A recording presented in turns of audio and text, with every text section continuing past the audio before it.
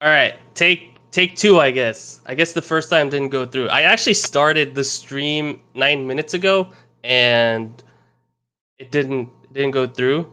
But thank you for pointing that out, by the way. As soon as you pointed that out, I knew something was wrong. So thank you. Anyway, introductions. I'm Zero Rewind. I write fan fiction, and also I've written a book. And I thought it'd be cool to do a stream with me just reading really cringe stuff because it could help authors get better at writing if you just point out where all the errors are, and also because it's funny. Yeah, that's even a better intro than the one I had before. Anyway, we're joined with Ryle today. Hi. Foxman. He told me to try narrating stuff with him in voice chat, and then we decided to do it on a stream. Exactly. So this is all my fault. Also, I guess for introductions for myself, I'm not a fanfiction writer, but I've been reading fanfiction since the 90s, so I've seen it all pretty much, and now all the tropes to mock. Everybody likes tropes. Joining us also is Myth, Beard King. Hello. Also, Midget Hagrid, Dumbledore impersonator, future Dumbledore impersonator. Indeed. I too am venturing into the realm of fanfiction writing. Hey, you're doing quite well. I'll say you did better than I did when I was starting. Well, thank you. That was very I mean, you know, it's not a high bar to get over because when I was starting, it was just complete garbage. Oh, Exodus is also here too. See, add to stream. Hello, Exodus. You are now part of the. Okay, trio is 3 people. But what's the quartet? Quartet. That is the word. Hell yeah. Exodus. Can you hear us? Yeah, you can hear us. But we can't hear him. Might have mic issues. We'll get to it. Anyway, recap of what we read before. John left home, traveled the land, found a pirate with a boat, stole the boat, threw the pirate because he was talking. He was talking about doing something really bad to a woman, and so he sailed west, found some fish, yelled "cunt" at the sky. Or no, it was at the fish, and he also named another fish Twat, and then he questioned why he was so angry about fish. But also, we got to see Ned Stark, the Quiet Wolf, Lyanna's beloved brother. We got to see him awaken into a really loud wolf. Other than that, we got to see people's reactions to John leaving. They were generally pretty cringe. We got to see Catelyn try to move on maybe a month after he left and tried to marry off her children. Other than that, yeah, lots of things happened. Just 3 chapters and so much has happened. And now we're ready for the 4th. Are you guys ready? Yes. Indeed. All right, let's get this going.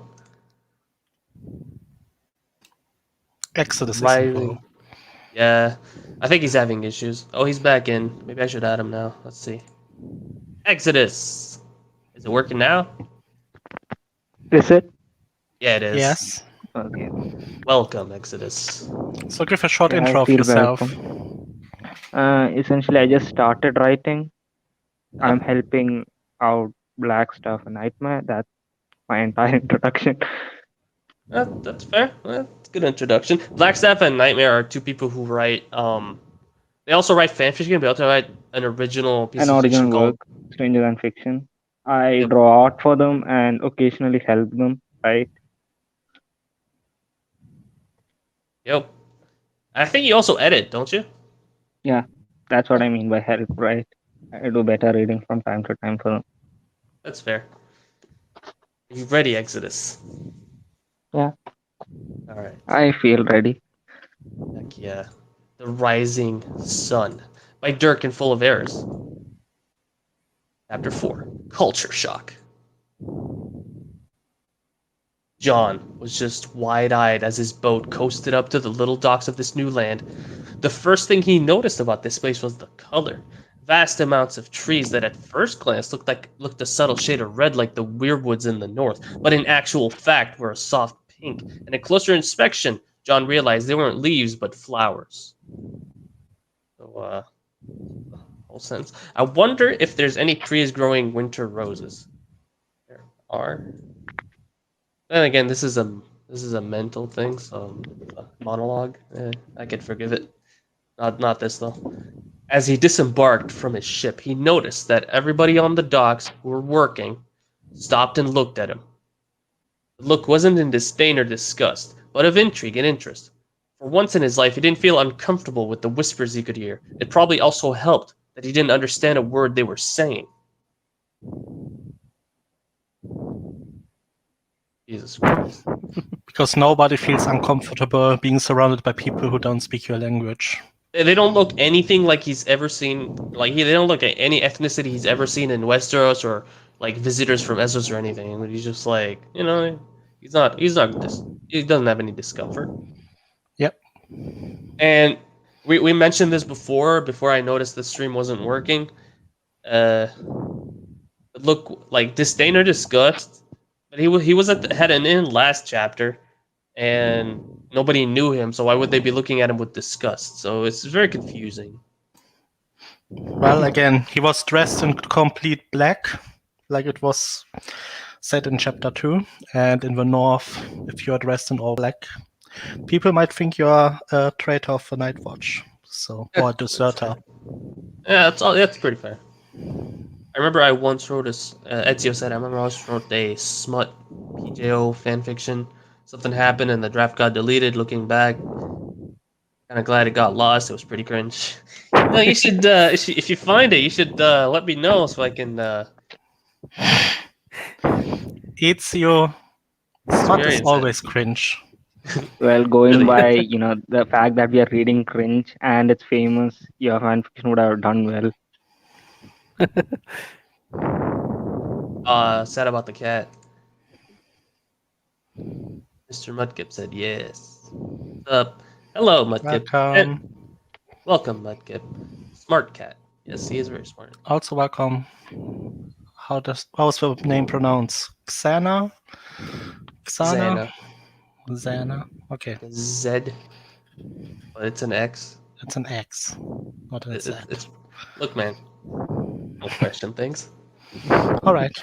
Welcome, Xana. Let's see. He followed the two sailors that had led him to this new land and made his way up a stone path that exited the docks, passing under a red archway that was nothing like he'd seen before. Absolutely everything is different and new. It's like an entirely different world, John thought to himself as they made their way through what seemed to be some sort of town. By the way, red archway, pink flowers. We know where he is. The building's on the way to whatever their ultimate destination was. What the heck is this? The building's on the way to whatever their ultimate destination was. Okay. A description. Oh, yeah, but this is not how you write. Not how I write, but how he writes. Not how anyone should write. Come on. Where? Okay. Where some of the most brilliant bits of were. Okay, hold on. Yeah, okay. This part is here. Yeah. Were some of the most brilliant bits of architecture John had ever seen. Sloped roofs that were curved and made from strong-looking wood. The buildings themselves were predominantly brown and white, but he spotted a few that were built with the same redwood he'd seen used for the archway at the docks. These specific buildings also seemed to have green roofs instead of the dark brown ones. John was in awe of everything he'd seen up to now. Didn't John grow up in a castle built by Bran the Builder? Yep. Yeah. I mean, And, wooden roofs that one look of kind of... the the grew most up in one of brilliant the bits grandest castles in the realm. If you put a rich guy in the slums, he is going to be fascinated by the slums. Yeah. probably. But I don't It know was- if we would describe it as the most brilliant bits of architecture he had ever seen. That's a bit overdramatic. Yeah. Then you're again, he called fishes cunts. Well, yes, because Lady Cantlin is a tully, and tullies animals are fish. So right. Yes. You're correct. He was cut off from his daydreaming as a small furry creature ran across his path, holding what looked to have been a large red berry. The thing was covered from head to toe with a brown-gray fur, had a red, almost human-like face. See how how I'm reading? I said had a red, and then I stopped for a second, and then I said almost human-like face. I mentally add the comma here, and then I just keep going. But yeah. There should be a comma here. There should be plenty of commas where he doesn't do it, and there should not be commas where he does do it. It really bothers me. Let's see. Almost I can't human-like tell face. what animal that is. Really? I would. Then again, I write. What is it? Let's see here. Where were we? And a long tail, which was currently being tugged at by two children who were clearly chasing the thing. John wanted to intervene, but with one look from his guides, who shook their heads with a smile, John decided otherwise. Yo, imagine reaching a new land and then seeing children chasing an animal and then immediately deciding that he's gonna stop them. They shouldn't be doing that. I'm gonna stop them. Yeah, I don't they know what they're shouldn't be doing doing. that. well, I don't maybe- know what they're doing, but it looks wrong. I'm gonna stop it.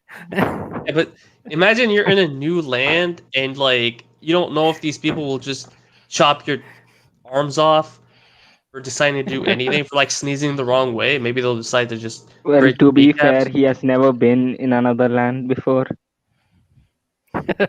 Pretty much that. I'm the king of this land now. I decide what I want. well, This is basically John. we already know John is supposed to be king, so no wonder he acts like it. By the way, Myth, your mic's a bit loud. Just maybe do it at 70%. I think that'll be good. Maybe. Or I'm not mute too in sure. between like I do. Yeah, you could do that too. Xana, time to teach these brats a lesson. Should he probably would do it. I'd believe it in this story. I mean, it's like Hermione finding out house elves exist and immediately going, founding an organization to free them. You know, that's not necessarily wrong that she does that, because she was raised with the whole slavery is wrong thing, but in the actual books, it seems like Dobby wants not to be a slave, and most of them just seem like they're just beaten down. So it makes sense why she would try to do it, even though they're really scared of being free. It could be that they're conditioned to be that way, which makes things worse, and it makes it worse that they make fun of her for trying it. Crazy like his uncle or grandfather or whatever. Yeah, pretty much. He is crazy. You're right. We're here. Okay. They carried on with their journey till they stopped and turned to John. The pair of men pointed up to a large set of stairs which led to the top of a steep hill. At the top of that hill, was the most amazing building he had ever seen. Oh, is it more amazing than Already? Yeah, what? Already? Yeah, the most amazing building. It's already better than the archway, the specific buildings. I don't believe you, John. Maybe you're just very flaky about what you like. Or he's easily He impressed. is easily amused by things.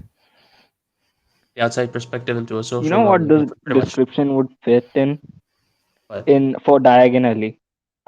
you're right. Really would fit. Let's see here. The backdrop had a narrow waterfall that flowed from a cliff. He looked up, and for the first time since arriving, noticed a huge snow-peaked mountain in front of him. How did he not I- notice the mountain until now? I remember this part. This is the part that's stuck in my head. You reach an island. There's a massive mountain behind a cliff with a really amazing building, supposedly. But he didn't see them until he actually walked towards them. Like, how long did he walk? Weird. Snow, John thought, the one thing he truly knows here or anywhere. Heck yeah. He's from, hold on, representing the North. Jon Snow. Funny. Snow John, I think authors Jude reaching for something here. John shook the thoughts away as he once again looked upon this magnificent structure. This thing was 4 stories high, with each floor being smaller than the last. Each of the floors had its own roof, sloped and curved like the rest of the buildings he'd seen so far, and made from a soft gray wood. The balconies, pillars, and archways were made from the popular redwood he'd seen as well, and the whole thing was topped off with a golden sculpture at the peak of the building. It was stunning. You notice how his descriptions is very impersonal, if that makes sense. I also like the fact that he had to say that the redwood was popular. Yeah. Like, how did you know? How did you know it's popular? It's his first time here. For maybe it's not even his first 20 minutes here, and he's already decided that it's popular. Like, sure, maybe this particular village or whatever this place, this city, is using it, but maybe it's not popular elsewhere. And he provides a picture, just in case you didn't know what it looks like from here. This is what it looks like. Wonder where he is. Probably, he's obviously in Finland, right? Right, guys? He comes from Finland. Pictures. Piss off their picture. Yes. This thing comes with pictures, in case you Yeah. don't know how to imagine things. It's Yo Asriel. They seem forced. Yeah, they are forced. I've read figs where photos are awesome. Look, I like photos. Like, don't get me wrong. I would like to have some photos in my fanfictions, but I wouldn't. I would also like that my description match the photo itself, and that my writing style injects a bit of mystery and gravitas. Yes, to what I'm saying. Like, My it needs to be experience with imposing. my experience with inserting photos into fiction is essentially like you have to imagine what you're going to put there, and it should look more what it should be relevant, and it shouldn't be easily imaginable. Your picture you're giving should not be easily imaginable. Yes. Let's see. John climbed the stairs and reached the front of the building along with the 2 men, who he deduced were fishermen. Yeah, I wonder why. He found them in a fishing boat, probably carrying fishing line, Yeah, calm and down, Sherlock Holmes.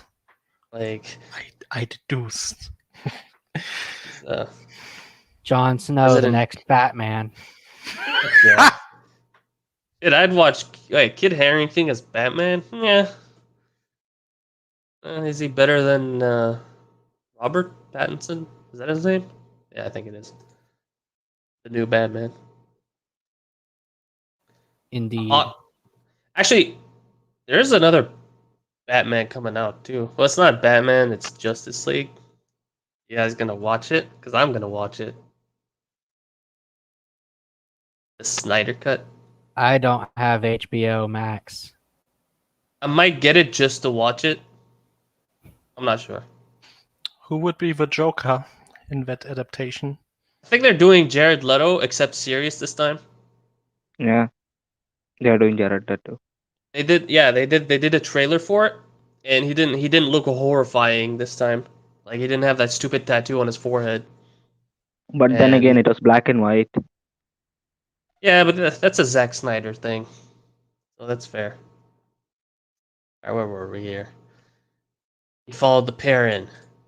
He'd underestimated the size of the building and was shocked by the vast interior. Clean white screens that seemed to block out the view from the outside were on each of the walls and slid open to let fresh air flow through. John would say it gave the room an open feel. Low tables and cushions spread around the room, not a chair or stool in sight. A new Justice League, yeah. Look, it might be good. I'm hoping it's good. Why so serious? I like that movie. A pair of men led him into a small room that was screened off and motioned for him to sit in one of the cushions. On one of the cushions. He obliged and untied his scabbard from his waist. He'd left his belongings on the ship and just brought his sword. He couldn't be too careful in this foreign land.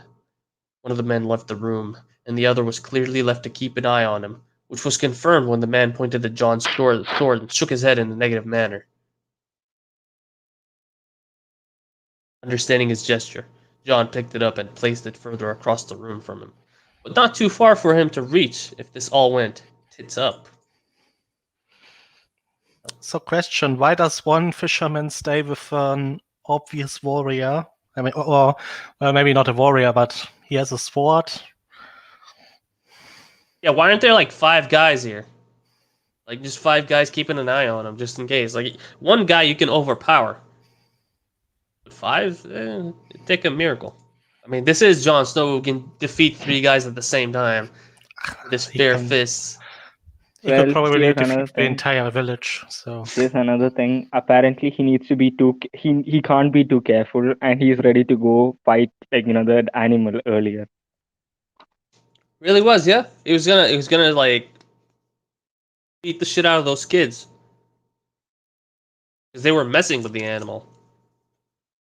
But I have a question: is shaking your head in Japan really mean? Does it really mean a negative?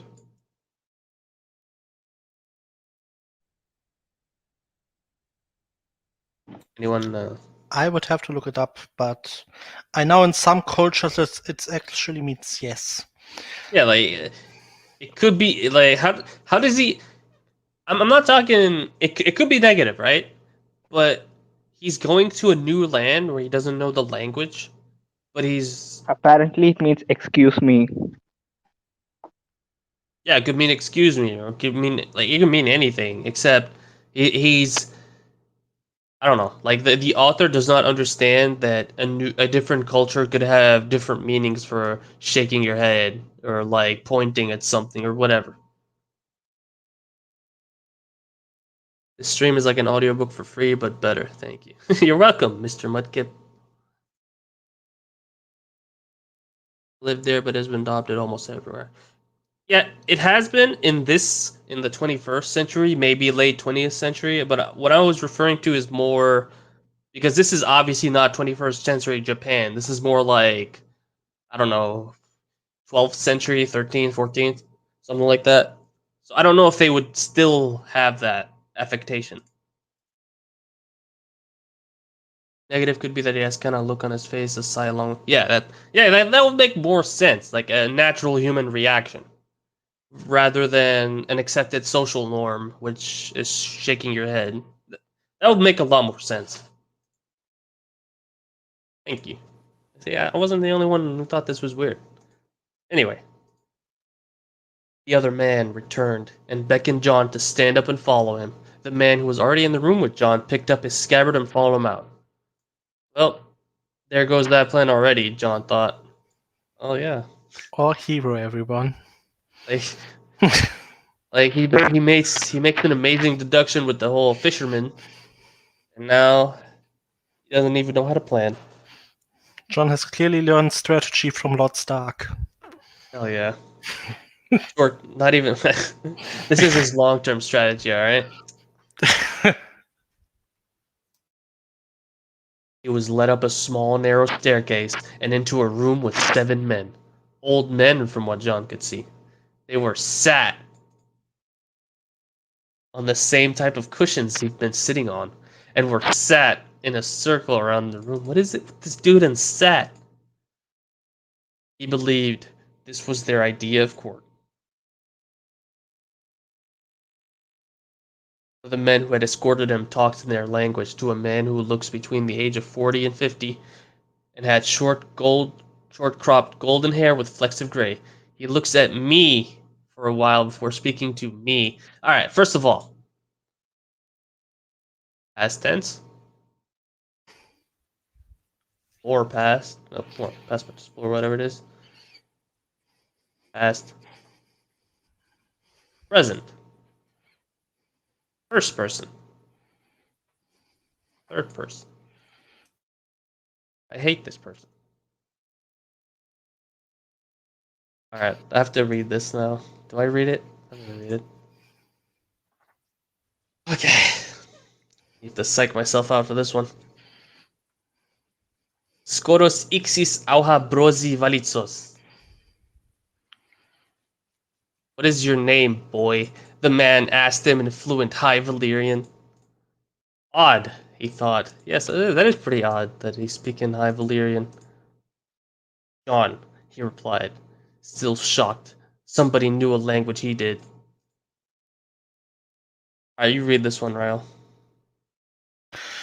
Skoriot isi au hen. Where are you from? The man asked. Oh, he's using that translator again, isn't he? Yep. Let's see. Westeros, Shegelmonie Darion. Westeros, the Northern Kingdom, John answered. The man looked at him in shock. What was so shocking about it? Oh no, this is even worse. Yeah, this is dumb. Gau magon au gimigon se quiptenkis engos. Do you know the common tongue? The man asked, clear shock still evident on his face. Because he apparently doesn't think people in the north speak Westerosi. Like, yes, you're right. You're so right here. Like, this is so awful. Even then, even if he didn't know, like, he could just switch languages and just straight up say, "Do you know the common tongue?" Why is this? Why do you need to ask it in another language?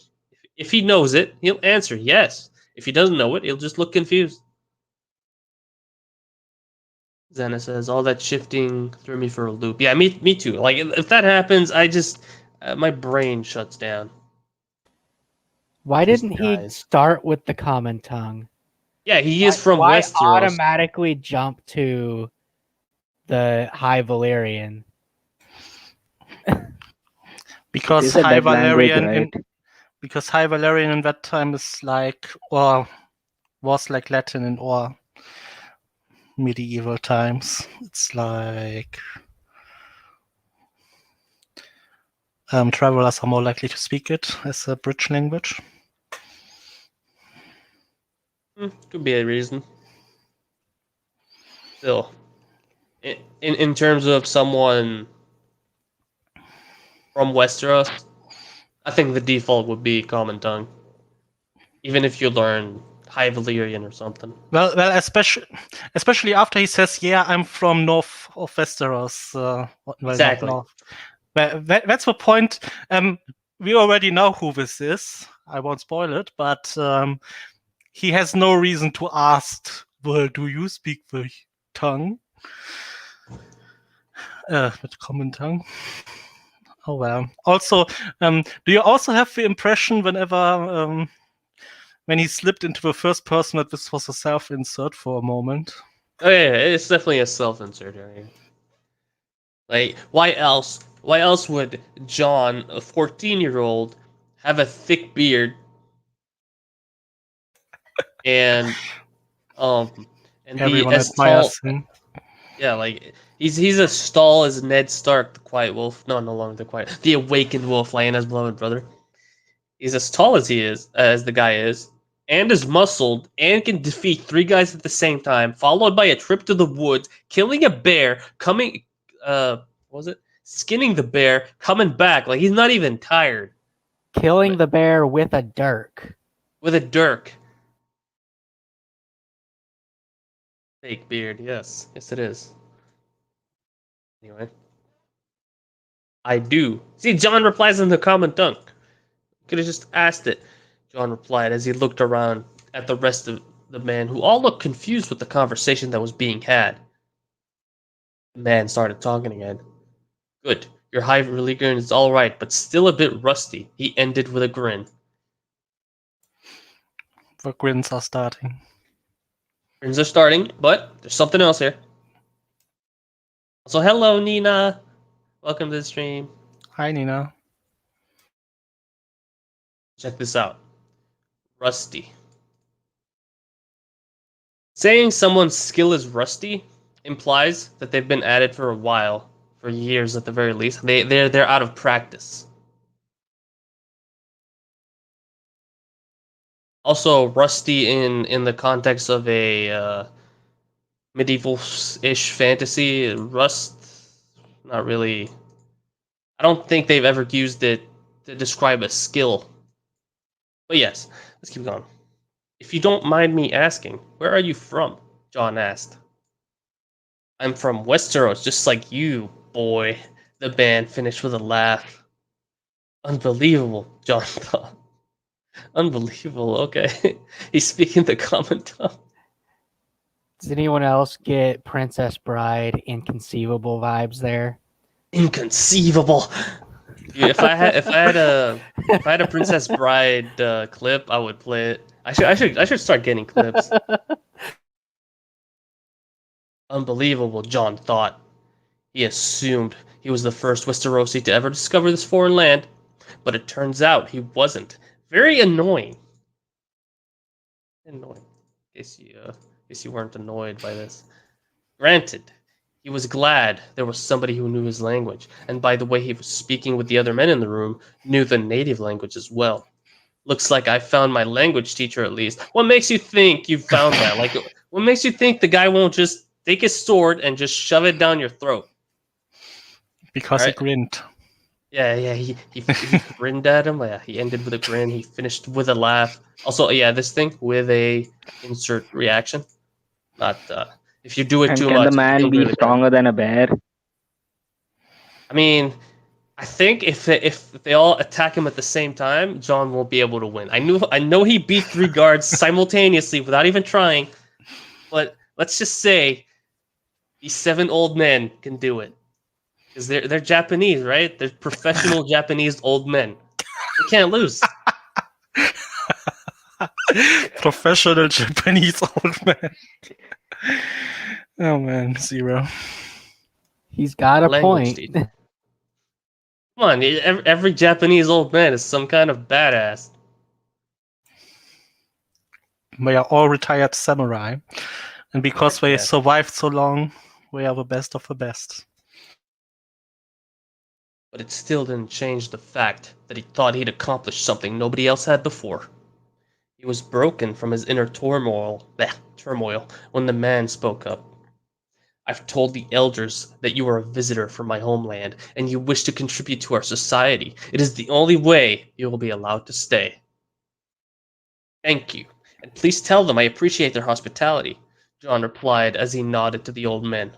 The Westerosi told them what he had said, and they replied to the man, all without taking their eyes off of John. The daimyo accept your thanks, but will only be convinced of your sincerity based on your actions in the future, the Westerosi replied. This is an issue too here. Epithets. He keeps referring to him as the Westerosi, the man, the blonde. You need And also, eventually. I like how John thinks that he's the first person to find this land without any proof. It's amazing. Like this story, it's so bad, but it fascinates me. I want to keep reading. It's not even good. Let's see. Daimyo, John replied, intrigued. The men in the room chuckled at his attempt at the word. He was happy that they chose to allow him entry to their land and not just straight up deny or kill him.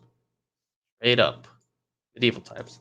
The Westerosi answered, they're like the High Lords we have back in Westeros, but better. Sure. better. Wait, what? Like I'm Yeah. not. Yeah.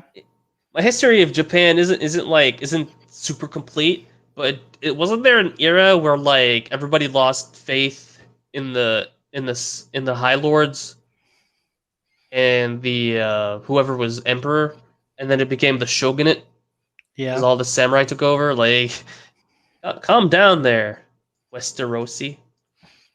Well, this Hey, is the first Westeros sweep, so yeah, that's fair. Like, how much better could they be than actual lords? It was the same title.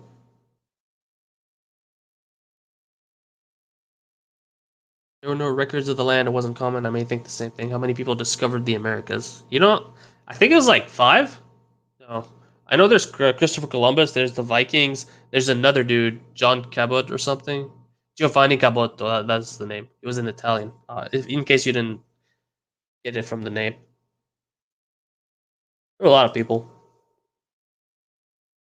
Then how did he think he was going to communicate with them? I don't know. Point at He water and didn't say read that water. part in a book, so he hadn't thought that far ahead. Oh yeah, you're right. He had to read it in the book. You're right to be about to be, that. to be fair, John was halfway prepared to die on his trip, and he just wanted to go on an adventure. So I think he didn't concern himself with that. Yes, of course. Who cares about dying or like learning how to speak to strangers? He's too edgy for that. Yeah, he's too busy beating 3 guards at the same time. Come on, and having maids blush at him, but him not even noticing it. And Eddard. Arcus Finn charades. But here's the thing about charades. What if what you mean as help me translates to them as I want to kill you?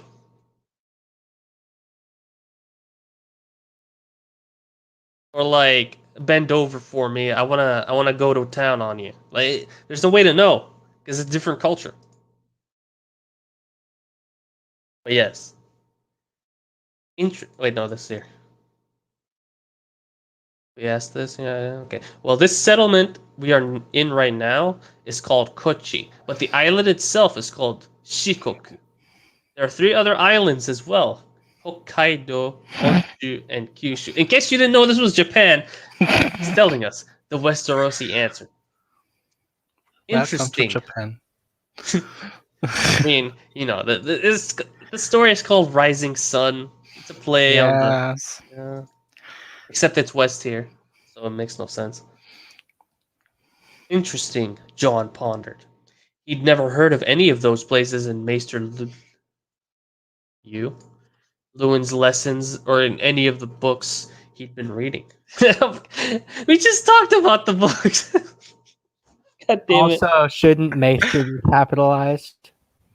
Yes, M and Maester should be indeed capitalized. It isn't, but you know what? You know what? I'm not gonna forgive him. I was gonna say I was gonna forgive him, but I decided I wouldn't because I'm a douchebag. Also, if you think about it, if you go west from America, Japan is still west. Yeah, that's also true. But still, the center of the world is Europe. All right. So when you say the rising sun, it's to the east.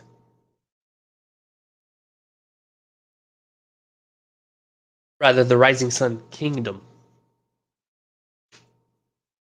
But yeah. And what's your name, if you don't mind me asking? John finally asked. Jarian Lannister. I must say it's a shock and a pleasure to meet a fellow Westerosi. He answered with a cheeky grin. Oh, the grins are cheeky now, as he held out his hand to shake. Zero has finally admitted he's a douchebag. Timestamp that. I mean, don't I admit that on a regular basis on the Discord? No. Yeah, you do. By the way, if any of you... What? It's kind of part of your disclaimer when you start bullying Dylan. Yeah, I mean...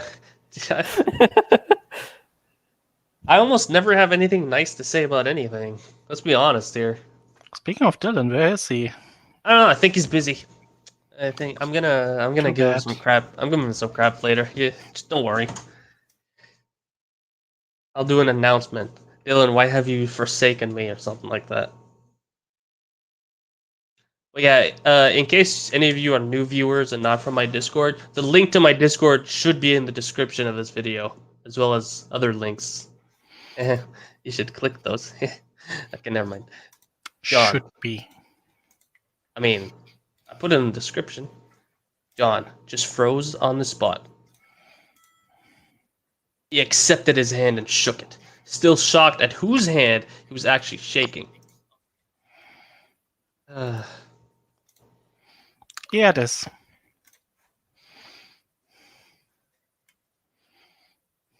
Myth says device is not connected.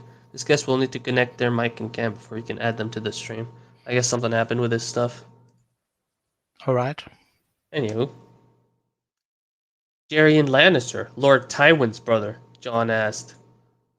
The very same. Some might even say it's my greatest achievement being related to the great Tywin Lannister. Tyrion replied with what appeared to be his trademark grin. Oh, Myth is back. Man. I don't know what Welcome happened back. there. Things happen here. You missed Trademark Everyone in the grin. story has a trademark grin. Yeah. What are you saying, Ryle? I was just going to say Myth had missed Garion's trademark grin, but you already said it, so. Yes. Ah, the trademark grin. Also, they Well, can stole I this get one line of from those? Tyrion. Only Lannisters, otherwise we will sue you. Like, this is Tyrion's line. When he's called what, the Queen's brother, and he's like, my greatest achievement. Everybody thinks you're dead, you know. Said you went searching for your house's ancestral sword and never returned. John replied. First of all, punctuation. Second of all, house with a capital. Third of all, there should be an apostrophe R for possessive. It's a house. Sue X. Yes, we should. It's not like I could send them a raven telling them my whereabouts. The poor creature would perish before making it even half the journey, Jarian answered. How True, does he know reasonable. that? He probably tried. Gonna guess. Because he He probably. knows how long it took to get where he is. Also true. Also, I'm imagining them sending. Yeah. I'm not sure. Aren't Raven trained? Like, we can only fly between two castles, and you have to Raven for every castle, or is that... You train a raven to go from one castle to the other, and that's the only thing they can do. Or I mean, like this you can is... train. Yeah, it's not like Harry Potter owls where they can go anywhere. Yeah. And besides that, can they find ravens in Japan? Yeah. Good point. But you can find other creatures, which will be next chapter. Let's not. I don't even know what happens next chapter. You'll see. True, I suppose, John agreed. He did wonder, though. So, did you find what you were looking for? John optimistically asked. He'd only ever seen one Valyrian steel sword. That was House Stark's ancestral greatsword. I see. He writes house here correctly.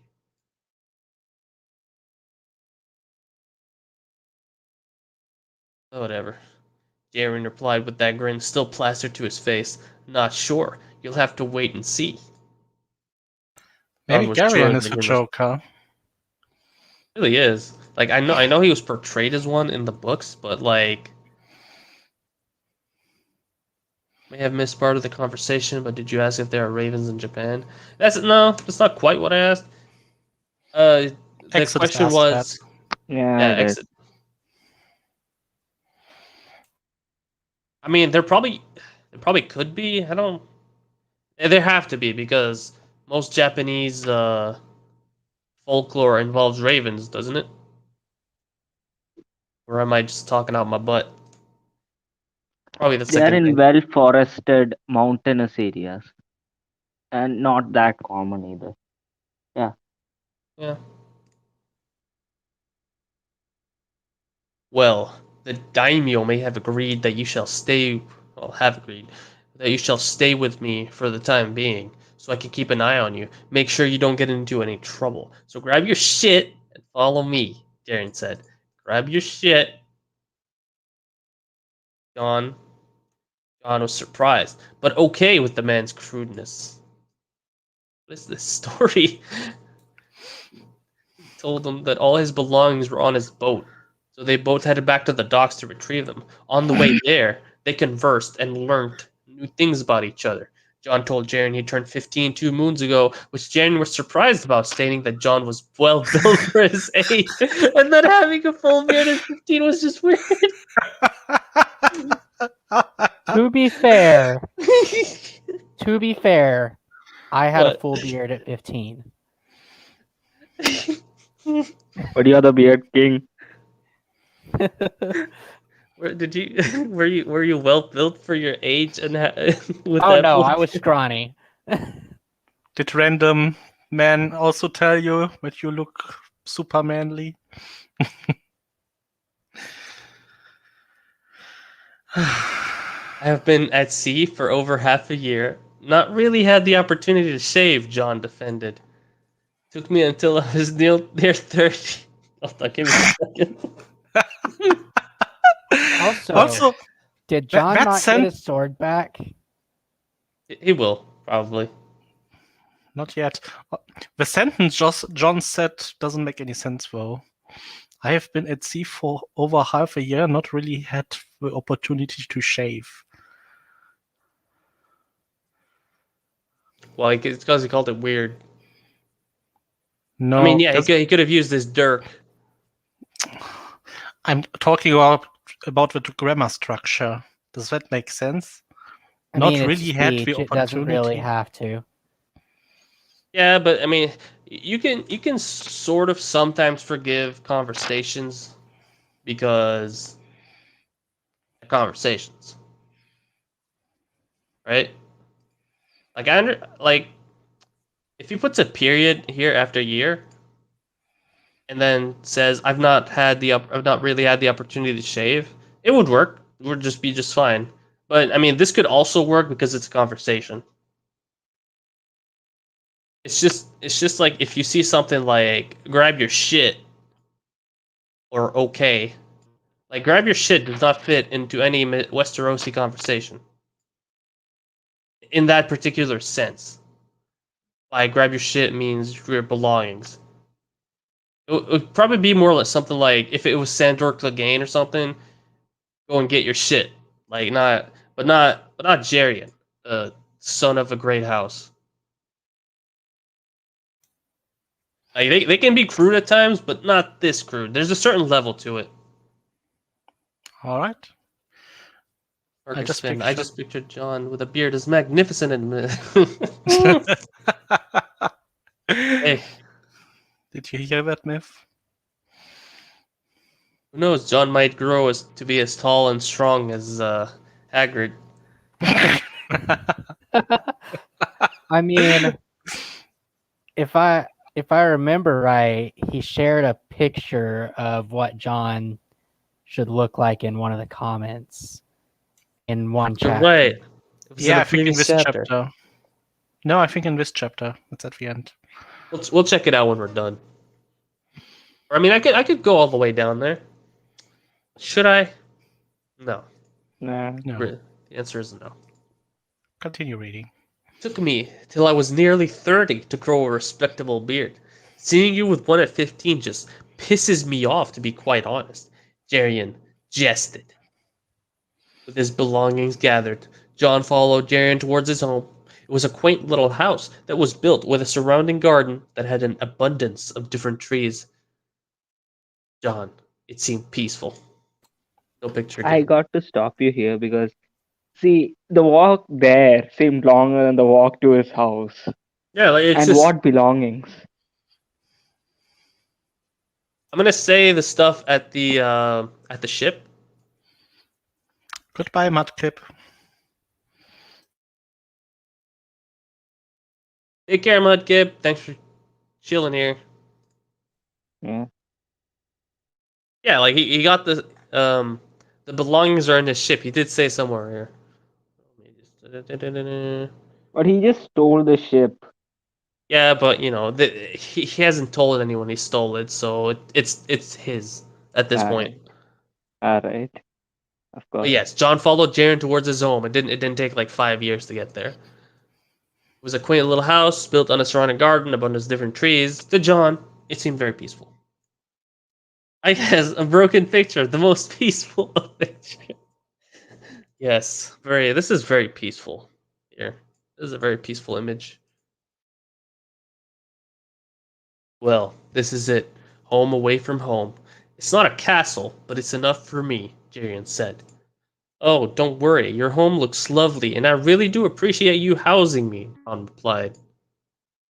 Not like I really had much of a choice. The daimyo don't trust outsiders at the moment. Took me a year or so before they warmed up to me. Things are a bit tense between the four islands lately, so their attitude is understandable, Jarian said. John just looked at him with an inquisitively raised eyebrow. There's something brewing, and the outcome isn't gonna be pleasant, Jarian mused. And what do you think the outcome will be? John asked as he entered the house and put down his belongings. The belongings he took from the boat, in case anyone didn't know.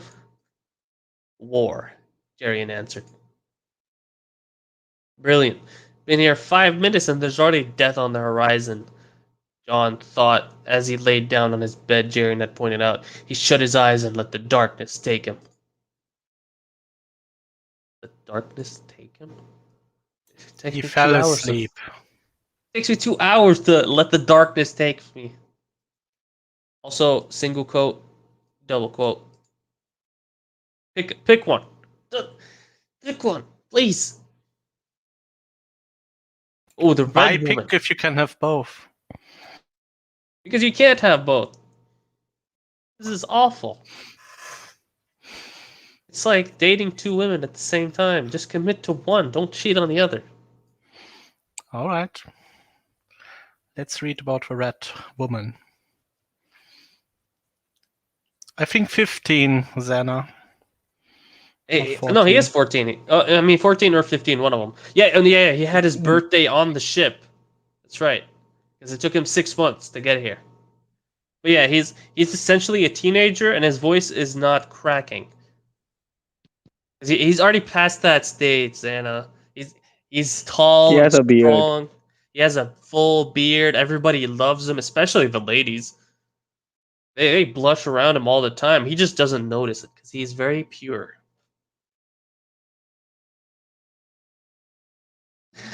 Or what is it good for? Absolutely nothing. Say it again. The Red Woman. Heck yeah. My favorite character. Kidding. My favorite character is Euron. Being led into the wide corridor by the keep's guards to join the rest of the loyal subjects, Melisandre of Ashai pondered over her thoughts and visions that she had recently seen in her flames. Suffering and death were the main theme of them, really, but she couldn't help but being drawn to the one vision she had seen only a moon ago. All her visions had been the same for a very long time, and she'd spent an embarrassing amount of time trying to find an answer on how to prevent the misery she had witnessed. Year after year with no answer. She was starting to get disheartened by it all, but her Lord of Light had come through for her and given her a clue. The voice cracks are a necessity. Yep, they really are. But he won't ever do it. Because it's a self-insert. We saw him make a mistake and write me, and it's definitely him in there. He cannot have any weaknesses or any faults. I mean, Voice cracks. I'm 27 and my voice still cracks sometimes. Mine almost never does. Unless I get pinched or something, then I just screech like a baby. But you guys didn't need to know that. You're welcome for this new information. The slow crawl of people inched into the great hall with every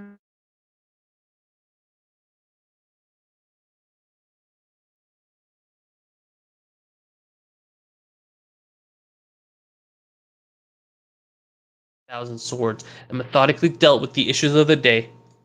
Oh, he wasn't sad. He's just sad. I like it. I like it. He's using it correctly this time.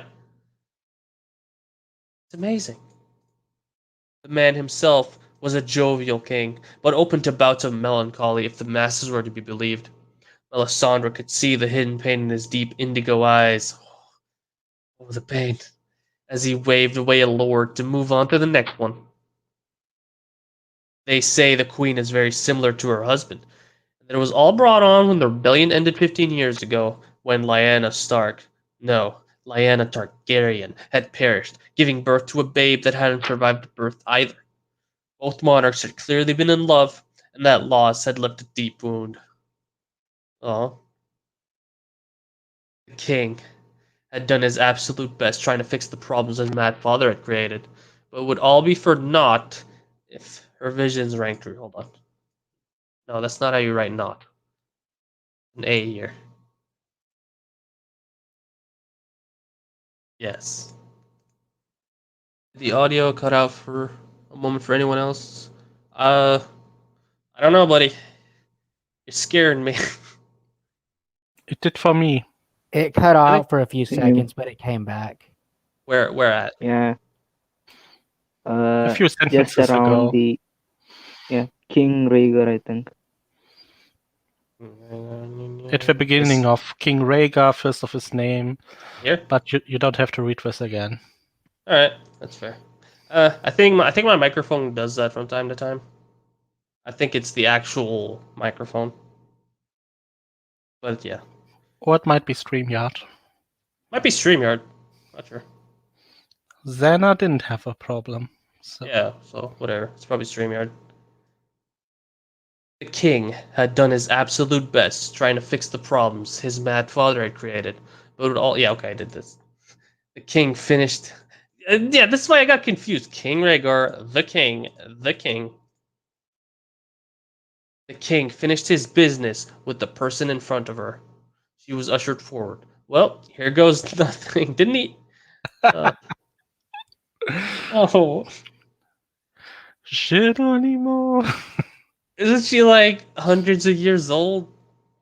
Yeah. Here goes nothing.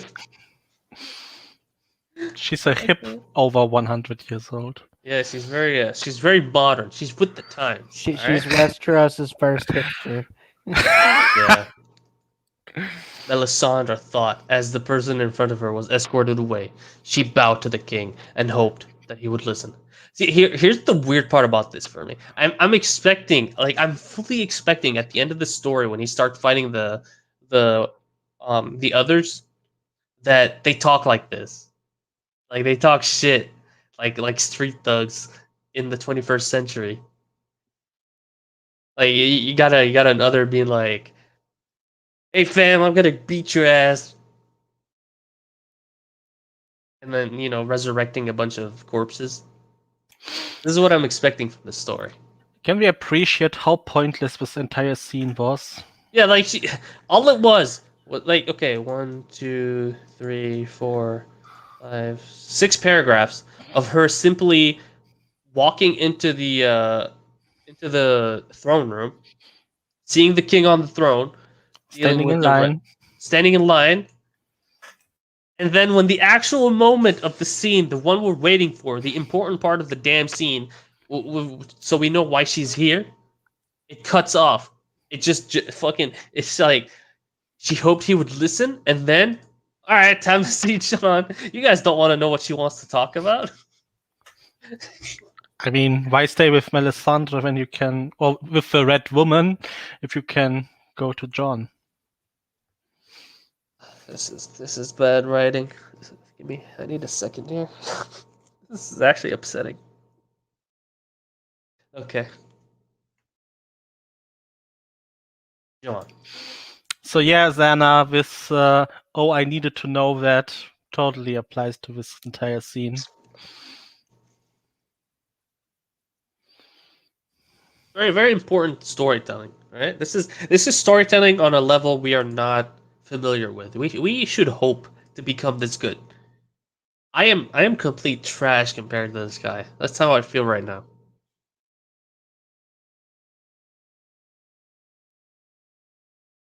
Right. The sun had barely risen as John was woken up at Jaren at the butt crack of dawn. Butt crack. He'd slept like a baby. Sleeping on a boat for half a year was not his idea of a good time, so the first night's sleep on solid ground had been blissful. Wakey, wakey. That was all one sentence. Yes, it was. It was. Yeah. Like here's where you should put the period. Well, actually, But only 2 lines, so this So- isn't the worst long sentence. true, but the issue is slept and then sleeping immediately after. So what you would need here is a period, and what you would need here is a semicolon or a colon. But yeah. Wakey, wakey, rise and shine, sleepyhead. Jaren said as he shook John awake. Well, at least he didn't fucking he didn't just like jump him like his brother did. Yeah.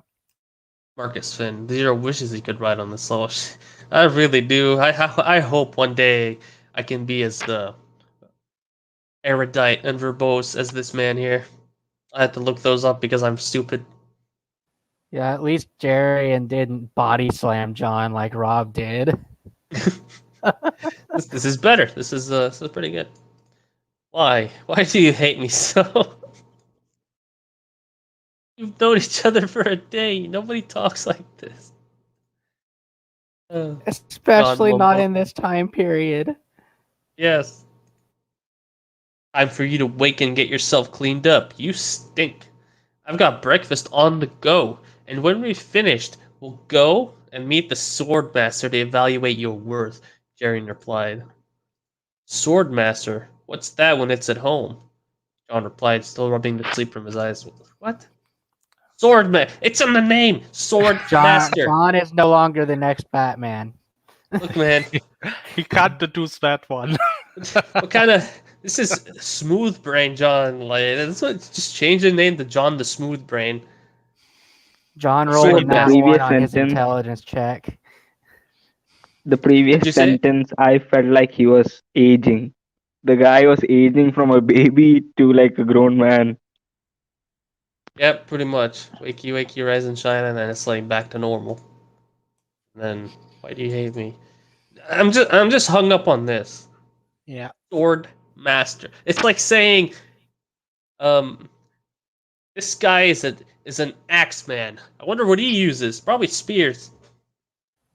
John rolled a nat 1 on his intelligence check. My yes, he did. Oh shit! It's like the master at arms from back home. I'm guessing you've got some experience with weapons, Jaren asked. Look, if this is allowed to be written, the immediate answer of Jaren could be, "Are you stupid?" It says it in the name, Swordmaster.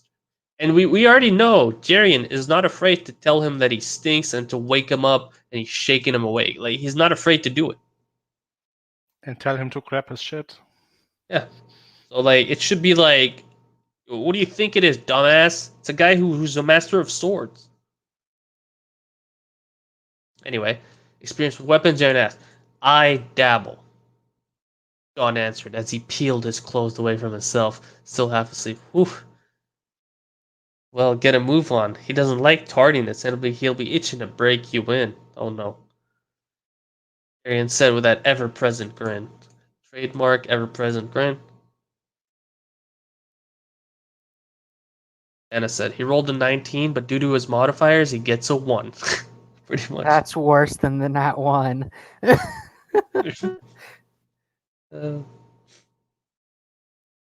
remind me of someone from back home. He was a cunt, too. John replied as image of a certain squid prick came to mind. He hates Theon so much. He should watch his tongue, but he was never in the right state of mind when woken up, and God's help the person who had woken him. John was best left to wake up on his own, Rob would say after nearly getting his head knocked off for one too many snowy wake-up calls. So wait, Rob body slams him, but he also throws snow at him.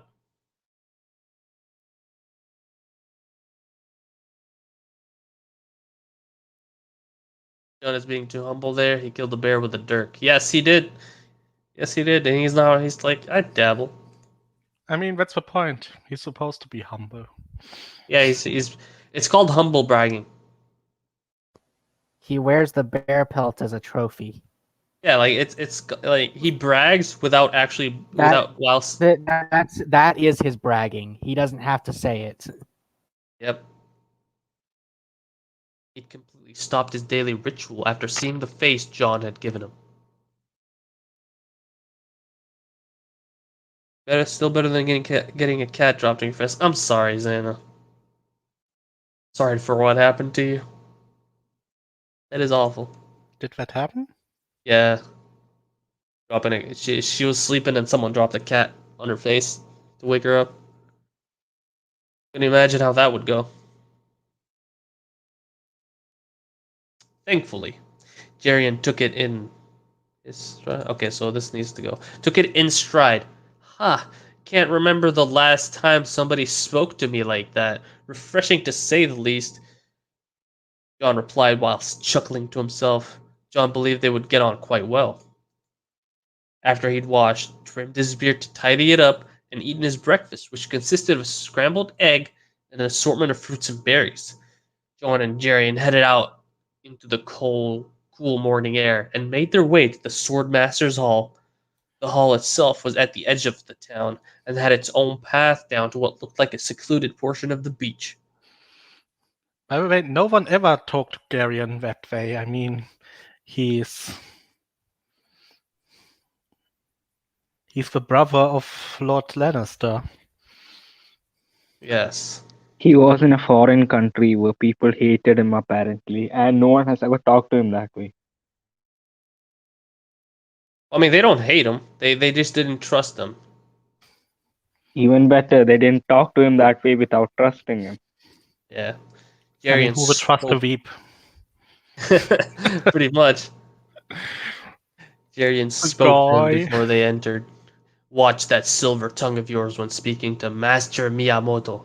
He'll fucking destroy you. And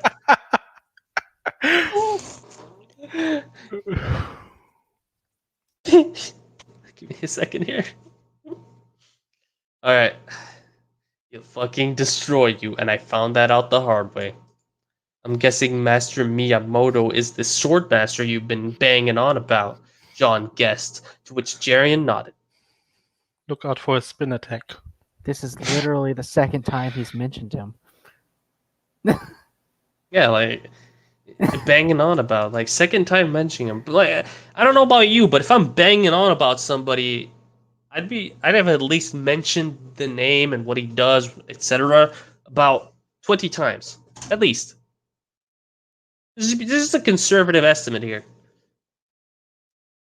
Anyway, Master Miyamoto. Let me read it properly. Master Miyamoto Musashi, best sword on the island, and has trained everybody who is anybody here.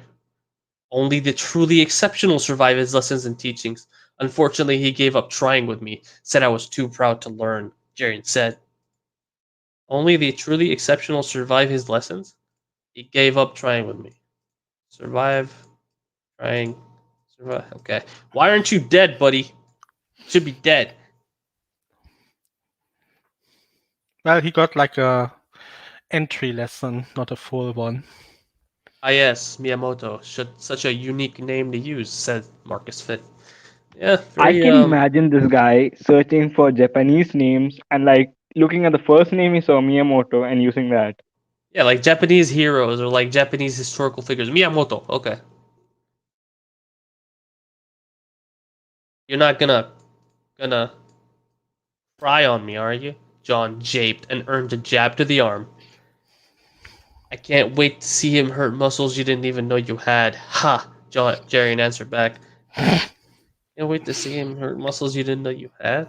Does this really count as trash talking here? Like I can't wait to see him, I don't know, beat the crap out of you or like put you in your place or like show you how inadequate you really are, etc. But I mean, there's no way John can lose here. It's John. He beats 3 guys at the same time. Yes, but he's up against a Japanese sword master. Who's gonna win? Chad Jon Snow or the old Japanese guy? Yeah, what do you guys think in the stream? Will Jon Snow, the Chad, amazing man, win the fight against Miyamoto Musashi, best sword on the island? Like, This is vote just now on damn your phones. shielding. No, I mean, this is a story about how awesome Japan is. So of course he will lose, and when he will learn, and when he will be the best in Westeros because of Master Miyamoto Musashi. I bet. I don't know. I don't want to bet. Never mind. 3 hours later. Fuck, John said as he wins. Oh no, not a good sign. Our boy. This is John. This is John. He won't get hurt at all. He has protagonist protection. Well, you're wrong, buddy. He's wincing. He's wincing. That means he's hurt. All right. That means, the old master had found hidden parts of him. No. This is sounds so wrong. No. John is a child. All right, we shouldn't laugh. This is bad. This is horrible. Okay. The old master He's as found tall hidden as parts. Ned. They stung and ate after being run through their ringer. What in the seven hells was that? He asked as he and Jarian made their way toward the town square. That was you getting your shit kicked in. And me having the time of my life watching it happen, Jarian replied with a smile. But is it his trademark smile? I've only just met the man. Why does he hate me so much? John replied. Hate you? Calm down, John. Calm down. This is the guy who was testing you for your sword skills. Why would you assume he hates you just because he beat? Oh, it's because he lost. He thinks the guy hates him. I mean, he also just met Jarian and is assuming that Jarian likes him. Yeah, like it's only been a day and he's assuming so many things. This is textbook bad writing. Don't do this. Don't do this, Ryle. I won't. I don't know why I'm pointing you out specifically, but don't do it. Take care, Xana. See ya, Zana. Yeah, have a good day. Let's see. Trust me, if he hated you, that wouldn't have lasted 30 minutes. The man has just invested 3 hours into you. You've intrigued him. He told me he sees a lot of potential for someone so young, Jarian answered. A small swell of pride filled John's chest for a fleeting moment until he remembered how much he ached right now. Before he could complain, he noticed again one of those little furry creatures he'd seen yesterday being chased by children once more. He turned to Jarian and asked what they were. It's called a macaque. It's a species of monkey native to these islands. Mischievous little devils they are. You should watch your pockets, Jarian answered. Is that a Japanese name for these I'm animals? not sure. I don't think the Japanese call them macaque. Because the Japanese don't end with consonants unless it's N. Back in Japanese.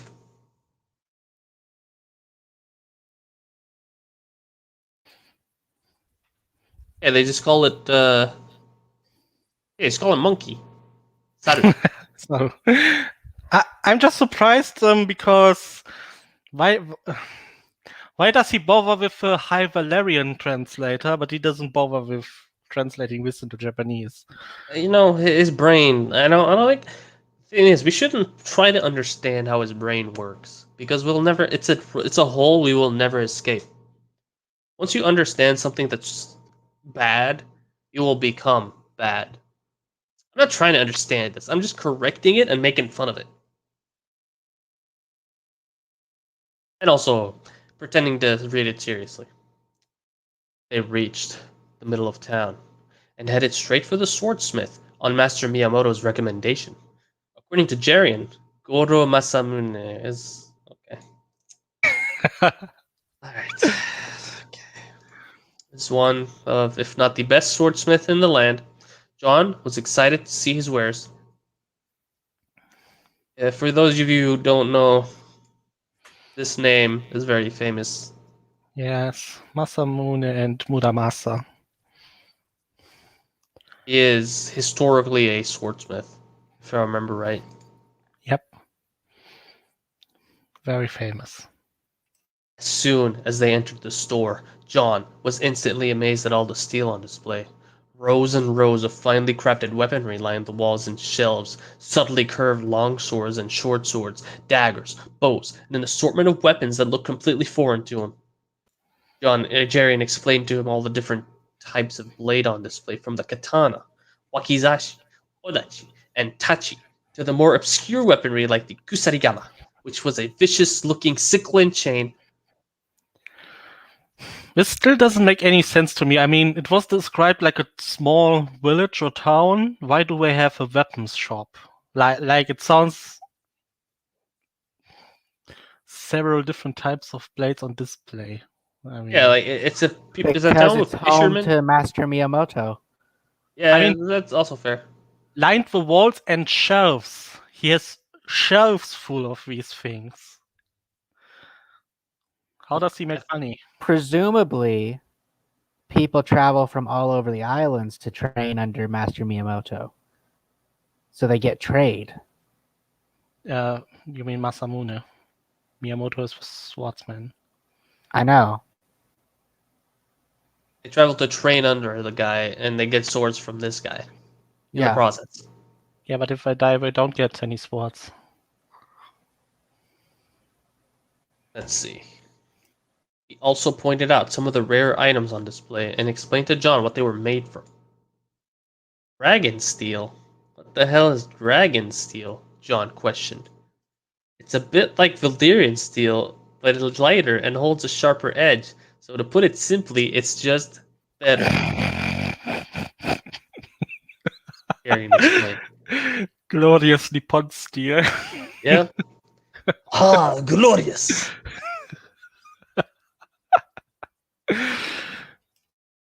Also, Valyrian steel never needs to be sharpened, right? That Never is does true. dragon steel.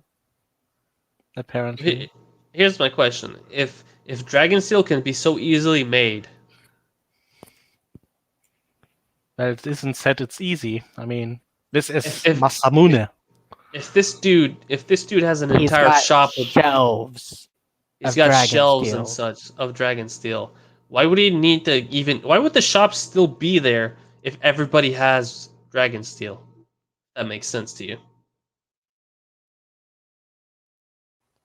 I mean, if dragon steel is better than Valyrian steel, then it would never lose its edge either. So no one would Yeah. ever have to come in for more weapons. Yep. Let's keep going. Better than Valyrian steel? How can you be so sure? John asked, still skeptical. I tested dragon steel and my Valyrian steel against a blunted sparring sword. The Valyrian steel took a chunk out of it. The dragon steel cut it clean in half. Tyrion answered. Sure. It reminds me of those videos where like they try samurai swords like katanas against medieval weapons. That's a game changer, John thought as he stared at the dragon steel in question. They were all different shades from ice white to coal black. Some had patterns and some were jeweled. They were beautiful. It took a minute before John realized something. Your Valyrian steel, Jarian smirked. John realized why he was smirking and started to smirk himself.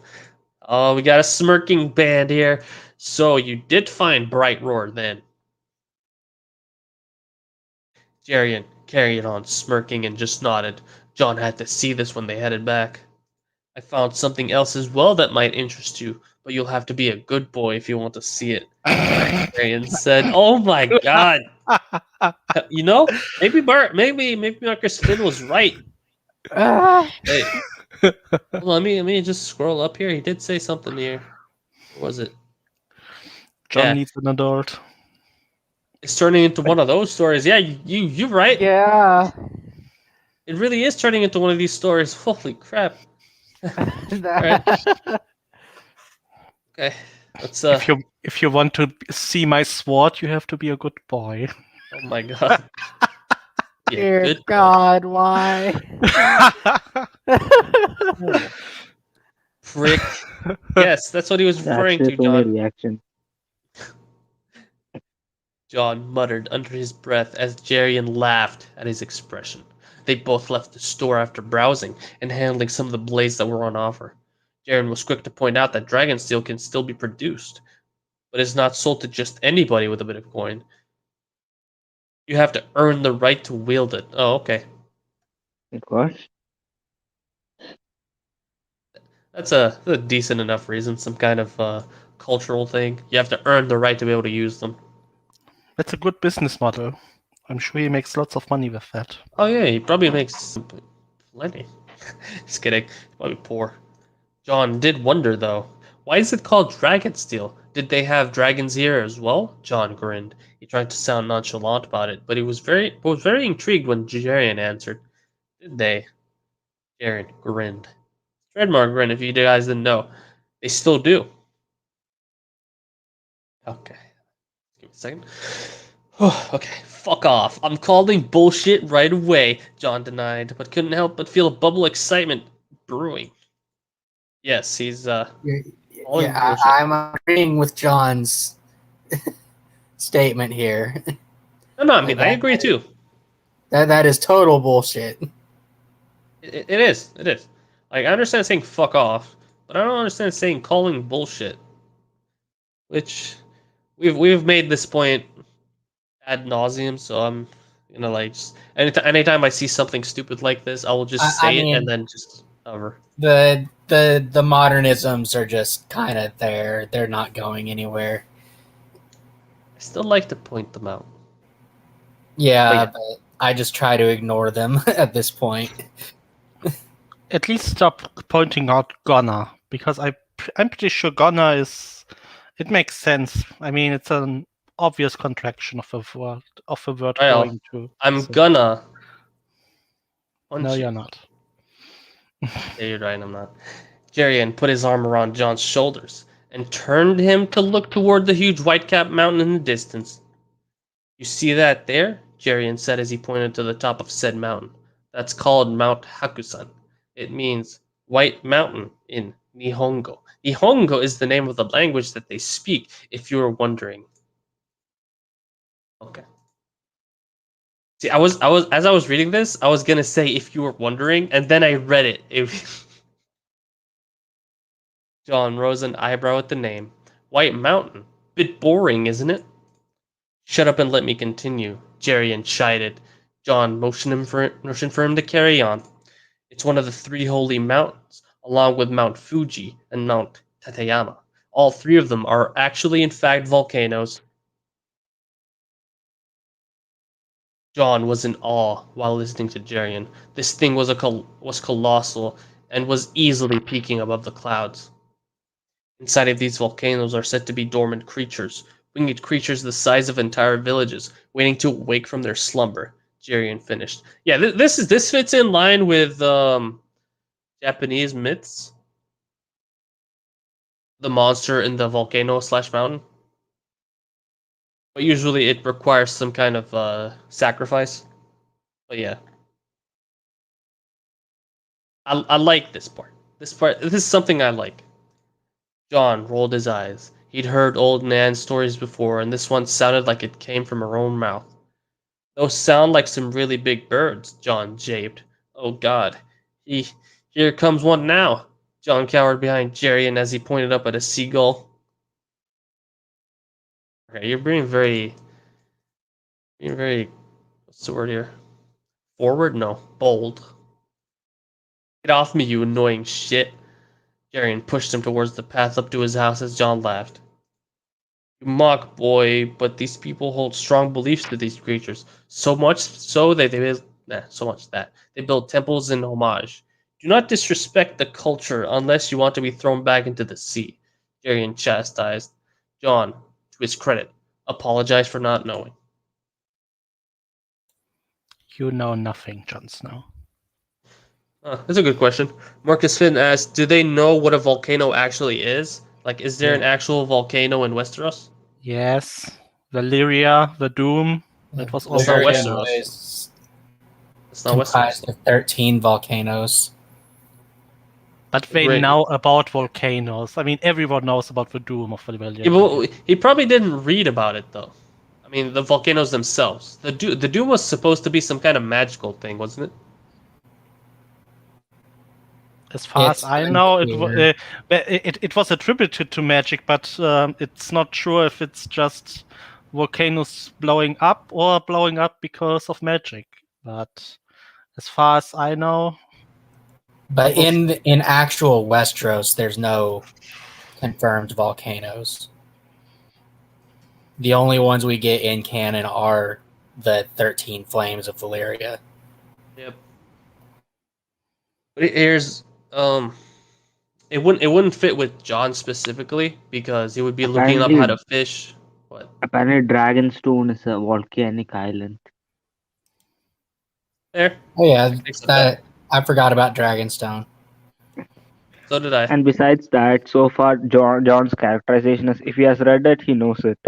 If he hasn't, he doesn't know it. So yeah, we're gonna assume he's read about it, even though there's no actual reason to read about it. by the way, here's from the Wikia. One fateful day 400 years ago, a cataclysm, which became known in later years simply as the Doom, laid waste to the Valyrian capital, its people, and the surrounding lands. The string of volcanoes near Valyria, known as the 14 Fires, exploded in a massive eruption, consuming the city of Valyria in ash and flame, and the entire region was wrecked by corresponding earthquakes. The Valyrian Peninsula itself was shattered and the ocean came sweeping in, becoming the area now known as the Smoking Sea. Okay. So volcanoes are considered common knowledge enough that they're just mentioned in passing. Okay. There's your answer, Marcus Finn. Alright. Okay, thrown back into the sea. Jarian talked a bit more about these mythical creatures as they made their way back to his home for their lunch. Not much was known about them, and nobody had claimed to have seen one in many years, but the belief still stood that these beings were protectors from a great evil that would ultimately destroy these lands. Okay. Makes sense. I'm gonna guess the great evil is the others, but I'm not sure. Could be another great evil just specifically in this country. Again, John was very skeptical about the whole situation, but kept his mouth closed out of respect. It got even more interesting when they finished their lunch and made their way into Jarian's room. Oh no. Oh no. So, let's see it then, John said. Oh no. Oh. Sorry. Oh, I didn't know you swung that way, John. Oh. It gets worse. It's God. worse. John replied. Also, sighing and why failing. is he calling him Jonathan? I don't know. Maybe the guy who wrote this, his name is actually Jonathan. Maybe he likes Jarian like that. I didn't know you swung that way, trying and failing not to grin like a loon. Not that, you prick. John said as he rolled his eyes. You know, your sword, he finished. Oh no! Oh, and he didn't write finish correctly. Cue 80s porno music. You're so right. This is terrible. I'm getting mixed signals here, Jonathan. Why are you calling him that? This makes the situation that much more awkward. I'm getting the Hadrian vibes. You know how Harry is called something else other than his name. This is awful, my guy. This is terrible. Maybe Jarian likes people called Jonathan like that way. Jarian replied with a look of confusion. Bright Roar, let me see Bright Roar, you arse, John huffed, and stop calling me Jonathan. Ooh, Bright Roar, now it all makes sense. Jarian replied like he had no idea what was being talked about. You're funny, now get it out, will you? Oh no. And it turned out he named it Bright Raw. Of course, Jonathan, I'll get anything out for you. Oh. Please stop. It's overstaying its Stop, welcome. Dirk, and full of errors. I don't think he wants to stop. No, you're fine. Just Bright Roar will do, you insufferable cunt. Thank you, John. The first thing he's doing right here, ever. John answered. The teasing had run its course, and he just wanted to see the goddamn sword. Hell yeah. We're back on track, guys. The teasing With a ran wink. its course as soon as it started. Yes. We don't accept teasing here. Alright? With a wink and a nod, Jarian walked across the room to his bed. Oh no. Okay, he reached underneath it, thank God. He pulled a long wooden box out and lifted it onto his bed. John approached as Jarian unlatched the lock on the box and lifted the lid off to unveil two long items wrapped in a deep red material. I'm gonna guess silk. Jarian felt around the end of one of the items and lifted it out of the box. As it was unwrapped from its cloth, John noticed the black leather of its scabbard and the golden finishings that accented it. Typical Lannister. With it fully uncovered, Jarian grabbed the hilt and unsheathed it, the sound echoing around the room. He laid the sword down on the bed, and John could fully take in the beauty of it. Shing! I have a sword, but I'm not gonna do the sound effect. Why do you have a sword? I like swords. Who doesn't like swords? I do, but I don't have them. I actually have 3 swords. They're pretty good decoration. Sure. Oh, you'd be surprised at the amount of conversations that start by just people noticing that there's a sword there. Oh crap! You have a sword? Yeah. You wanna hold it? People are fucking love that stuff.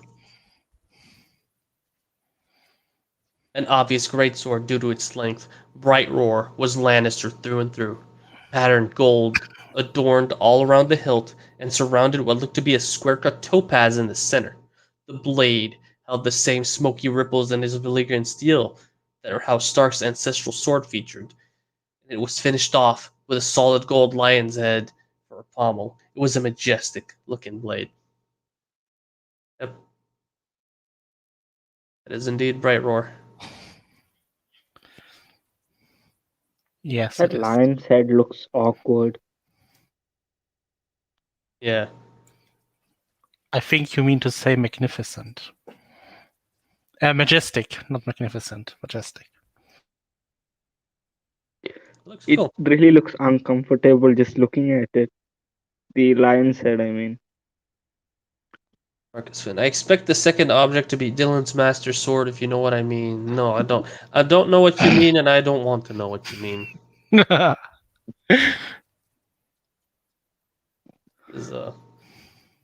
Sir, this is a Wendy's? I'm sorry.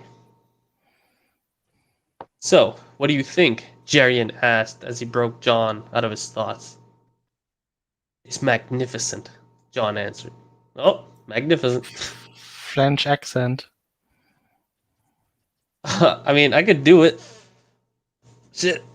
French accent time, buddy. It's magnificent, John answered. Oh no, John answered. A true beauty, aye. A lot of work to recover, but in the end, it was worth it, Jerian replied. Where on earth did you find it? John asked. It's a long story. I'll tell you some other time, but to put it simply, I stole it. Jerian answered with a grin. John just raised his eyebrow. Jerian explained. Don't look at me like that. At the end of the day, this sword belongs to House Lannister, so in a sense, I wasn't stealing it, but reclaiming what is rightfully ours. Bit of a grey area, but I can see where you're coming from, John replied as he remembered the boat he reclaimed to make this journey here. Wait, no, you took the boat. The boat didn't belong to House Stark, though. Zero, you know what he means. I know, but no, this is bad. A Lannister always pays their debts, unless they find a loophole, Tyrion finished. Jon just rolled his eyes as he looked back at his sword. When he caught sight of this box that laid at the other end of the bed, he remembered that there were 2 items in it. Yes, 2 items indeed, Jon Snow. You know, if you squint and twist your head a bit, the boat does belong to House Stark because it was stolen from the North, and House Stark is Yeah, indirectly, sure. the entire North. Right. But it takes some leaps of logic. I prefer to call them mental gymnastics. I mean, technically, Jon is heir to the throne, so you could say it's a royal decree. Yeah, I mean, sure. Okay. But he's not the Go on. heir. Aegon's still alive. Yeah, Aegon's still alive. That's right. He isn't the heir. You're right. He's gonna steal the kingdom because he's a douchebag. Jon, nodded towards bastard. it and asked, "What? A bastard. Yes. What else is in that box, Jerian?" A sly grin morphed on Jerion's face. What's that, young Jonathan, is the other thing I mentioned about to you earlier, he answered. Oh my god. Okay. Come on. The other thing I mentioned to you earlier. Jerian picked the other cloaked item. This one was a bit shorter than Bright Roar and seemed to have a plain black leather scabbard as he unveiled it. John's eyes went wide when he pulled the rest of the cloth off and revealed the hilt and pommel to him. A hand and a half long sword with a simple black leather handle on the hilt was not the thing that shocked John. It was the twin dragon heads on the hilt and the giant pear-shaped ruby for a pommel. This was Blackfire, House Targaryen's ancestral sword that was believed to have been lost elsewhere in Essos. His beliefs were confirmed when Jerian unsheathed the sword and presented him with the same smoky ripples as Brightroar. Okay. But how did he get this? Oh, it's Blackfire. Picture is provided. Okay, you don't have to speak French anymore. I mean, between these 2 pictures. Ruby. It's not a pear-shaped ruby, though. Pretty edgy. Anyway. And where in the fuck did you find this? John asked, and he still couldn't believe what he was looking at. This is Blackfire, isn't it? I'm not seeing things? Jerian nodded. You are correct in your assumptions, young Jonathan. This here is indeed the lost sword of the Targaryens. The need. This one was even more of a bitch to get a hold of, but I saw an opportunity and I took it. You didn't reclaim this one as well, did you? John chuckled as he looked back down at Blackfire. It was simply beautiful. Arian's chuckle sounded nervous to John's ears as he replied, "Ha, about that. Yeah, I did steal this one. It's a funny story, actually. You see. I heard rumors that the Golden Company were in possession of it. Or someone in their ranks was at least. Don't tell me you stole from the Golden Company," John interrupted as he looked at Jerian. "Might have," Jerian mumbled and shrugged his shoulders. He's being very mysterious. John raised his eyebrow at that. "Do they know it was you who specifically took it?" "Well, they knew it was me who took it, but they didn't know who I actually was, so no." Yeah, I read it. It's He's seriously. saying it innocently as a joke. Yeah. John just shook his head and placed the swords back in the box. "Did they chase you down?" John asked. But here's a question. Will John be using Dragonsteel or will he be using Blackfire? I mean, Dragonsteel is better, so... I'm gonna guess he won't, but I guess it had to be mentioned because he's a Targaryen. He's Jon Snow, he's going to dual wield, you know it, so... But his fingernails are stronger than Dragonsteel at this point.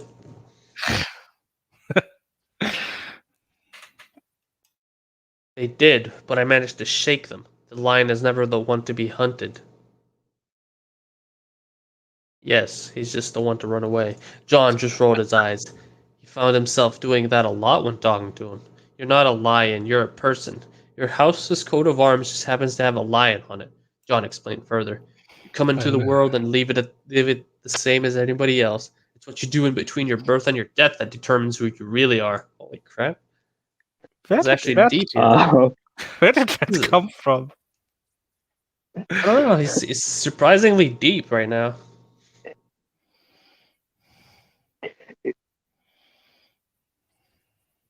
Jarian smiled at him, and not the cocky smile he's normally got plastered on, but a smile that looked almost proud. Almost proud?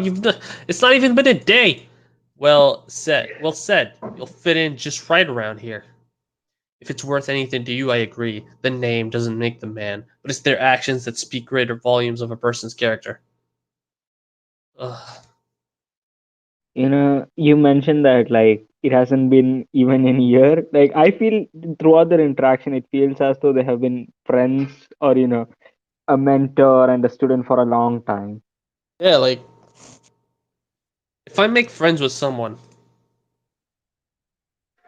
it takes me a really long time to actually start seriously talking to them. It's not you don't just like make these statements here and then the guy And you said don't and you don't call a person young Jonathan. yeah, you just immediately assumed the mentor role and just went with it. Also, a smile that looked almost proud to a dude who's basically a stranger. You don't know if what he's saying to you is a lie or not. For all Jerry knows, John could be some kind of killer. He's wearing all black, right? Minus Yeah. the bear pelt. Well, the bear was probably black too. Yeah. So all Jaren can assume is he's wearing black. He's on a boat far away from home. Immediate assumption for me, if I was in his shoes, immediate assumption: deserter from the Night's Watch. So you have an oath breaker. Just saying. Well said. You'll fit in just right around here. But Yeah. he's also the brother of a High Lord, so he probably knows that Jon Snow. Wait, did he say his name was Jon Snow or just Jon? Well, they're about to do it. So far, he's just said John. Yep. Yeah, okay. Then never mind. That's because I never told you, John replied. It's Snow, by the way, he answered. Jon Snow, Jarian said to himself. The only Jon Snow I'd ever heard of is Ned Stark's son. Jarian mused. He looked at John like he was trying to piece the puzzle together. John, say to him, the one and only, he said with a grin. Hey, Jarian that's a just trademark violation. yes. Jarian's gonna sue you, buddy. He's gonna sue you. Jarian just smiled. Oh, I guess he's not. And shook his head as he slid the box back under his bed. I think you and me are gonna get on just fine. What's that smell? Jarian asked as he sniffed and pulled a face. Sorry, whatever that fish was that we had for lunch is putting a number on my stomach. Oh no. John answered as he Really? laughed and Fart left the room. joke? Like didn't he just have that moment where he's talking, being all super deep, and then immediately after, Fart joke. fart joke. This is our hero. Alright. You dirty bastard, Jarian shouted as he heard John laugh even louder. That's accurate. Accurate. Oh, King Rhaegar.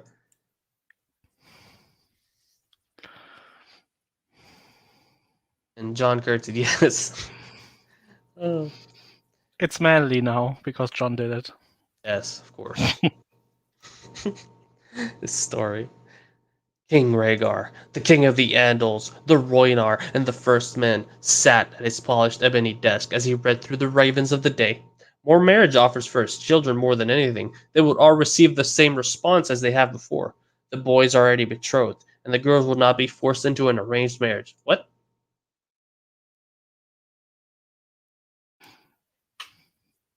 The boys are already betrothed, and the girls will not be forced into an arranged marriage. But it's fine for the boys. Yep.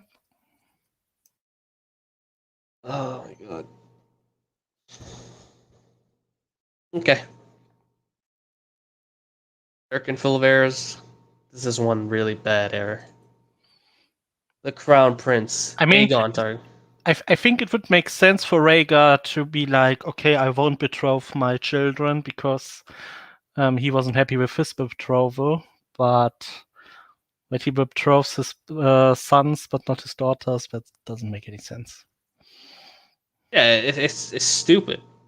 Like, he forces them to marry, but the girls are just fine. Alright. The Crown Prince, Aegon Targaryen, is a... Oh, Exodus DC then came back? Okay. Stream. Welcome back, Exodus. Yeah, my Wi-Fi just went out for a sec. It happens. Yeah. The Crown Prince, Aegon Targaryen, is a boy of 16 years. Oh, short cropped silver blonde hair, violet, almost blue eyes, leanly built, and almost the same height as his father. Loved by the masses and adored by girls and women alike due to his Valyrian features. Egg, as he was more commonly known to family and friends, was shaping up to be an ideal successor of the crown, taught the ins and outs of politics and history of all the known kingdoms, perfect courtly etiquette when conversing and dealing with lords and ladies, and humility towards the less fortunate. He would be a fine king. I feel bad. I feel bad for Aegon. Because Jon is just gonna steal everything eventually. And oh, there he is. Rather, no, this isn't this Arthur from Merlin? Yes. You know, the TV show? Yeah.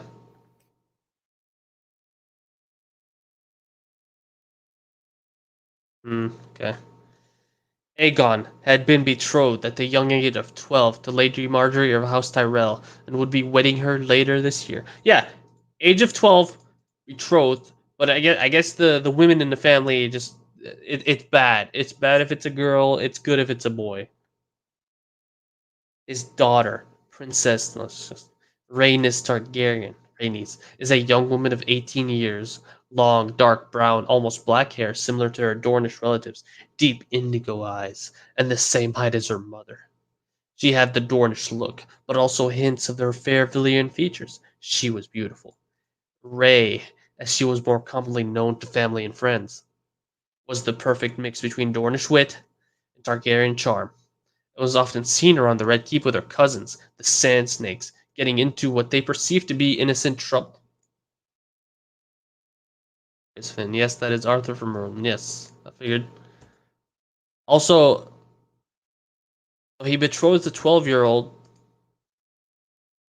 but she's 18 and he doesn't want to betroth her to anyone.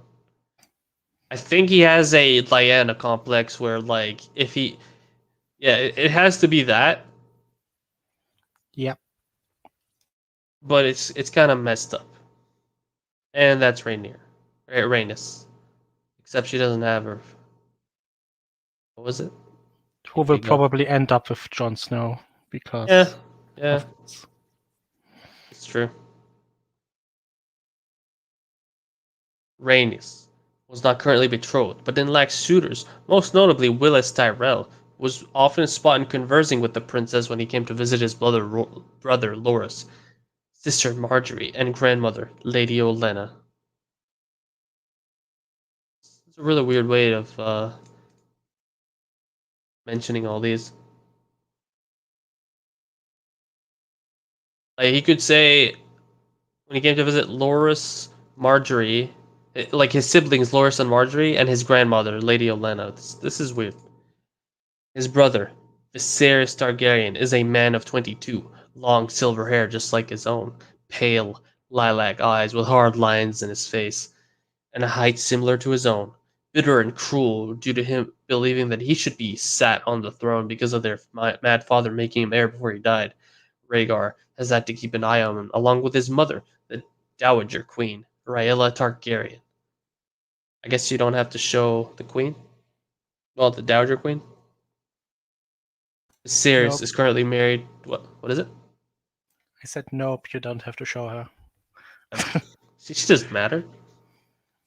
Viserys is currently married to Princess Arianne Martell, resides in Sunspear where his wife lives and loathes the fact that he's referred to as consort. His sister, Princess Daenerys Targaryen, is a girl of 14, long silver hair just like his, Viserys and their mother, violet eyes, with a slender build and height. She is what many people claim as having the classic Valyrian looks. Dany, as she was more commonly known to family and friends. This is the third time he's used this particular,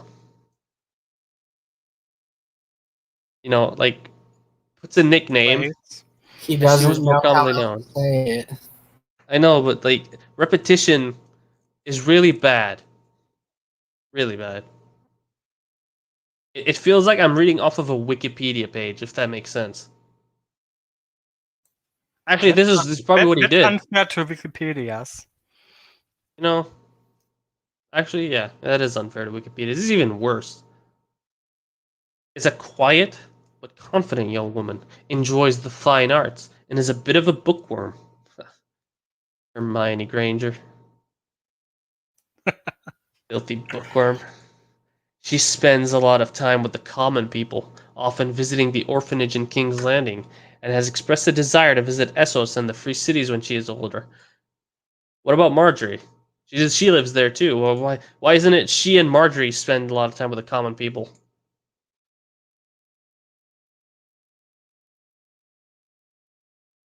And that is Daenerys Targaryen. This is her at 14.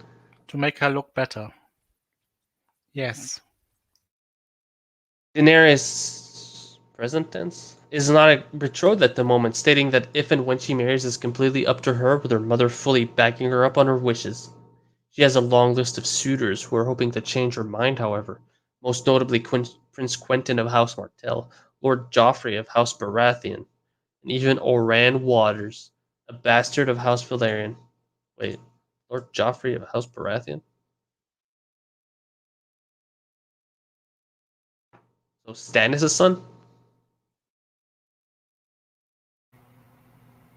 Yeah, I assume so.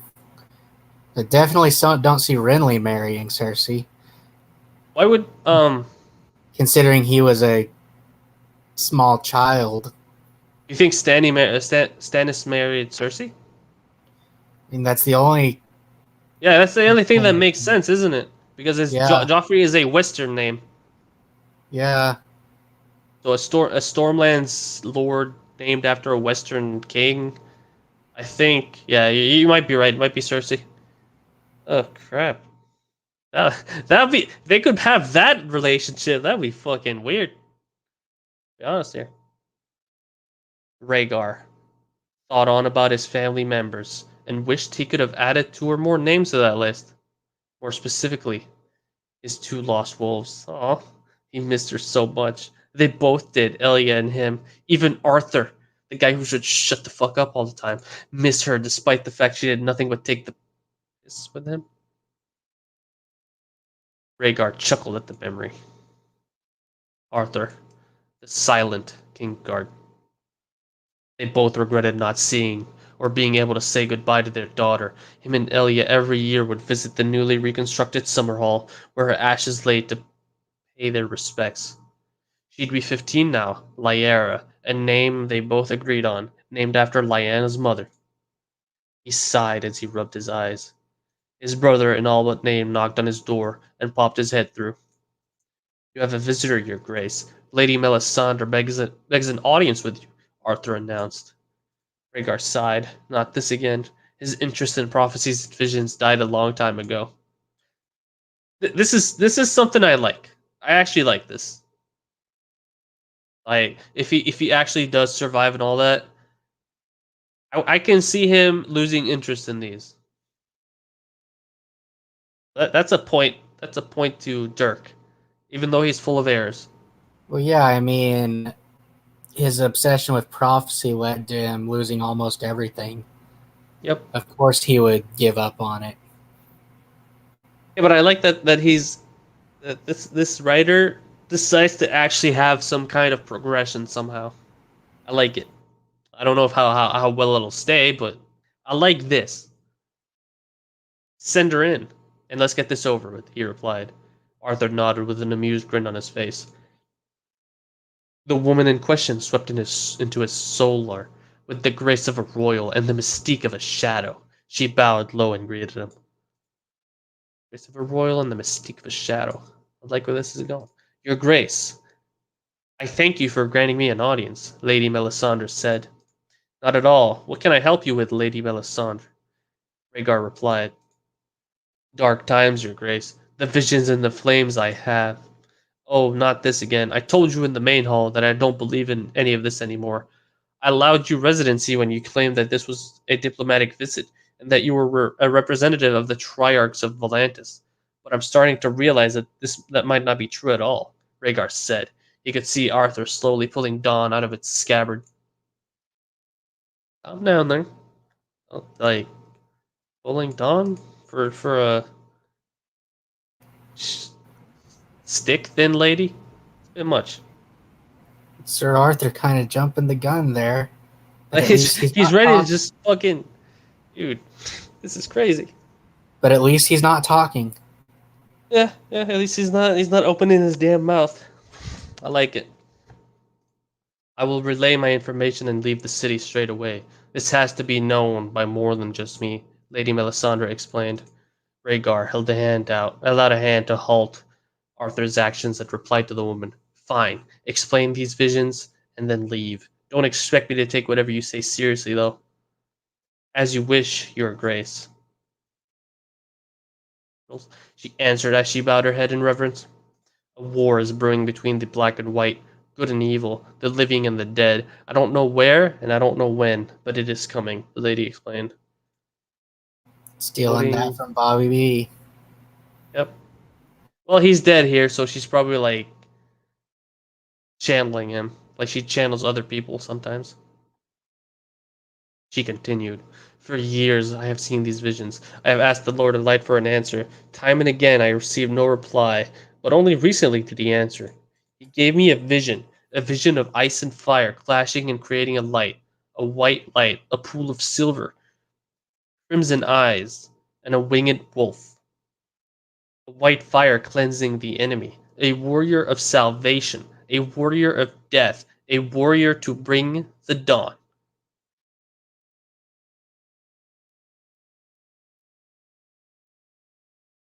I wouldn't even know how to react if someone just told me this. Rhaegar just sat there stone-faced as Lady Melisandre bowed and left the room. He looked up to Arthur, who just shrugged his shoulders as he exited after the woman to return to his post. He went back over to what she had said. A war is not what anybody wanted right now. The realm was flourishing, and everything was calm. A warrior of salvation? A warrior of death? Gods be good. What was all that about? Question. It didn't matter, though. He'd left this type of thinking behind. Prophecies and visions were the devil's work, and he refused to believe any of it anymore. Not sure about this. As much as he wanted to forget everything she had said, one word did stick out for him. Wolf. Oh, hey, the chapter is over. I thought it would go on for much longer. Dude, I did too. I'm just like... It's been a ride. It's been a ride. And like, as you can tell, not much actually happened in this particular chapter. And mean- that description caught me. John got his ass handed to him. Yeah, for the We first didn't- time. Did we see Although that we actually? didn't actually see that, we only saw the Yeah. aftermath. I really It's- wanted to meet that master. Yeah, I wanted to meet the master and like have a conversation, but no, you just get to see the aftermath. All pics are used from a Google image search. Okay, A simple Google search. a simple Okay. Google search. Yeah, you're right. Because there's a complex Google image search. Any of the dialogues or John's seen this as something you're not a fan of, then I'm sorry to say it's going to. Okay, in the actual story, he writes gonna. In the author's note, he writes going to be, or going to. I know you don't like it when I do it, Ryle, but like, It's asking for it. Well, Also, it requires an apostrophe. Ghana So- would make sense for a lowborn person to use. Yeah. Because Good. they tend to contract their words. But a remember, he highborn was individual would not contract their words like that. like he was taught as a highborn. He wasn't taught as a lowborn. That much is known. It's like the difference between milady and my lady. Milady. Okay, Mev. Stop tipping. Thanks your for the feet comments. Feedback is most welcome. Hope you're enjoying it so far. I am enjoying it, but not for the reasons you think, Dirk. Time to Alright. look at the comments. See what wait his for idea more. of an epic. I remember field. this person. Wait, do you remember? Yeah, she commented in the last one as well. Oh, I'm sure. I honestly don't remember these people. I don't remember the names. No, I remember the profile. Is Jon Snow appearance based on Kit Harington? Because based on the description, it doesn't seem like it. Just wondering. Jon is based off of Kit Harington. Yes. Difference is that Jon isn't 5'8" like Kit, but 6'3", and he'll probably gain another inch before the end of puberty. Oh no! I'm getting Attack on Titans vibe. Calm he really- down. Jon also has a bit more muscle mass than Kit and has let his facial hair grow out a bit more.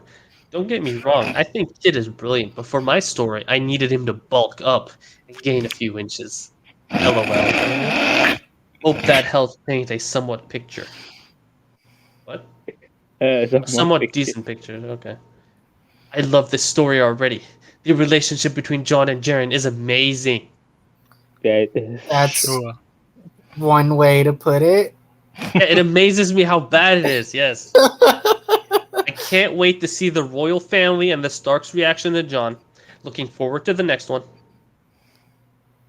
Thanks. Glad you like it. Jon will be making his entrance to the Stark in a very interesting way. Oh no. He actually Jonathan. calls him Calling him Jonathan. Jonathan in the comments too.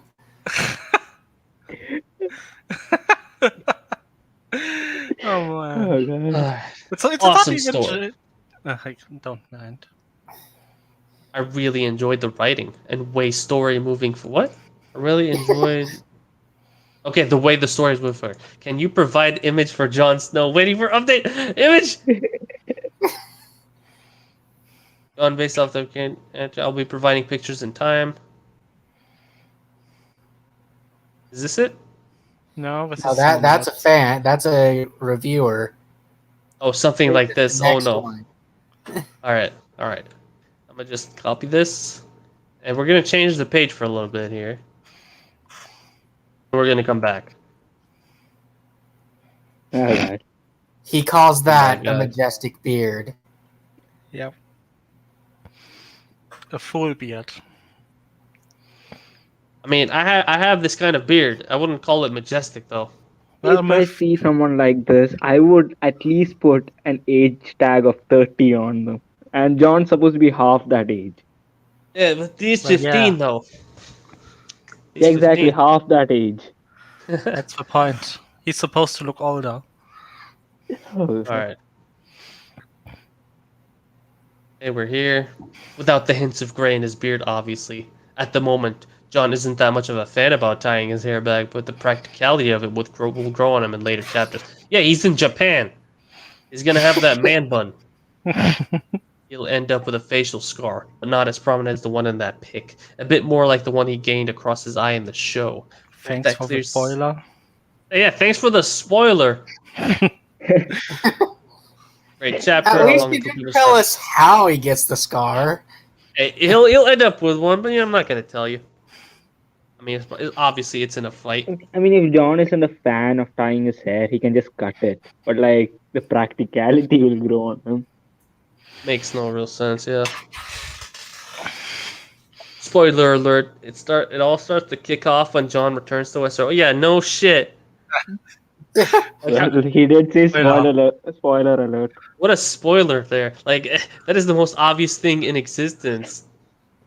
But the actual spoiler, just here. I mean, I can see one way for it to kick off before he comes back. So look, he spoils something here, but he doesn't have an alert. But the time he does have an alert, it's so obvious that it doesn't even matter. Yeah. I can see one scenario for things to kick off before John returns. And that's Howland growing a conscience and telling the king. Who? You know, Howland Reed. Howland Reed, Uh, the guy that helped Ned kidnap John. I don't think so. I mean, at this point, 15 years later, John is probably missing and dead. I mean, why Could would be. he? It's possible. I mean, I haven't seen the story, That's but why I would- said if he grew a conscience and did that. if It's a very big if. yeah, So yeah, no, the Dragonsteel Naginata would be. Is it Naginata or Naginata? Naginata. Okay, it would be very cool.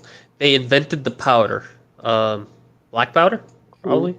No, it was for I Chinese. thought the Chinese. I know it's did I know it's the Chinese, but this guy is just throwing it in there. Like, Glorious Japan. rereading this for the second, third. Do you count the first time you read it? Forgot how much I love your banter dialogue. Reminds me of Jane Austen in the 1920s goofball film, albeit with more swearing. In what way? In what universe Hey, is this it's comparable to Jane Austen? I don't know. You'd have to ask Like SABHNC. I'm surprised he even read I've through never Jane read Austen. I've never read anything from Jane Austen. Didn't she write Pride and Prejudice? Yes. Yeah, That's she's all an I actual know. good writer. That's all I know, and I'm actually offended for her, even if I haven't read it. Same. All right, you've got one of the best fictional universes, full of mystery and unexplored cultures to tap into, and you bring him to Japan? I don't get it. The dialogue is modern in the worst way, with nothing in common with the way people speak in the series. The plot seems decent, and I like him finding Jarian, but you couldn't have just had him be in Yiti or Ashtai. Yeah, he could have went to Yiti, and like he could have modeled it Basically after China. Japan. Yeah, he could have modeled after China or Japan, and it would have worked fine. Nothing would have changed. And like, yeah, he would have found Jarian there. The plot would have been the exact same. He would have found fishermen that led him to the shore, that led him through the village with the cool ass archways and the trees with pink flowers. Except it wouldn't be Daimyo, it would be the God Emperor. Yeah, well, yeah, God Emperor. Don't on. Agreed. Very lazy world building. There's already a Japan equivalent called Leng in this universe. That's almost literally where he plays Japan. Leng? Is that a thing? I'm a look. Not that I'm aware of. I'll just keep reading while you look. There's so much untapped lore potential, and author decides to drop copy-paste Japan into the world. Didn't even bother to change any names or any terminology. Yes. Yeah, I felt Miyamoto, Masamune, Daimyo, lazy writing, lazier plot development. Overall interesting, but unoriginal idea. Snow's probably going to be running around with a Valyrian steel katana after this. I mean, it's a dragon steel katana because they're better than Valyrian steel. Didn't you know that? Did you know that? Don't Don? What a special snowflake he is. Him and his samurai fetish. Yeah. Yes, Leng actually exists. A large island in the Jade Sea off the southern coast of Essos. To the north is the city of Yinki in Yiti.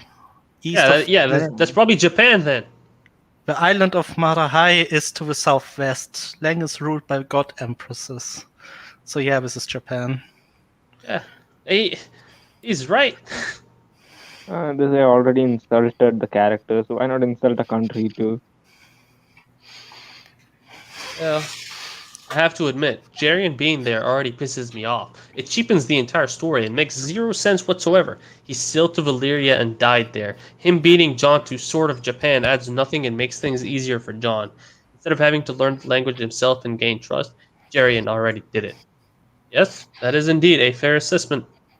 And what do you mean, sort of Japan? It is Japan. I Yeah. don't quite agree. But I mean, on some level, Jerian being there, I can get, because, like, you don't want to take that much time to make him learn the language and all that.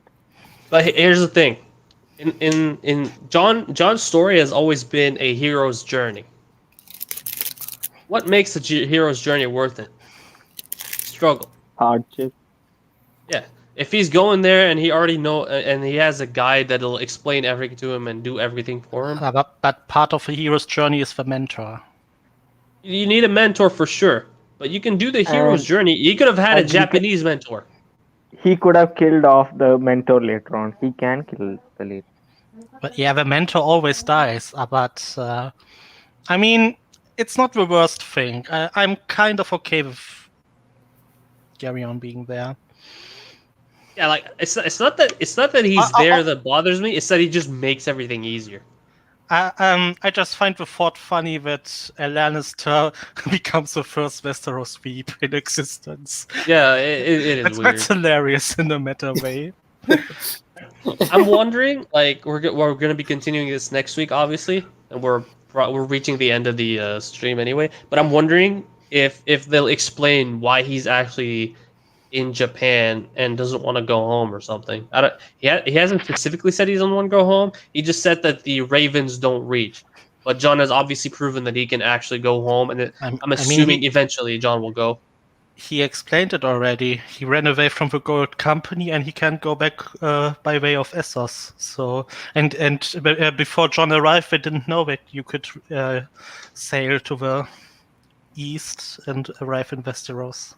Yeah, that's fair. What? And a big butt here.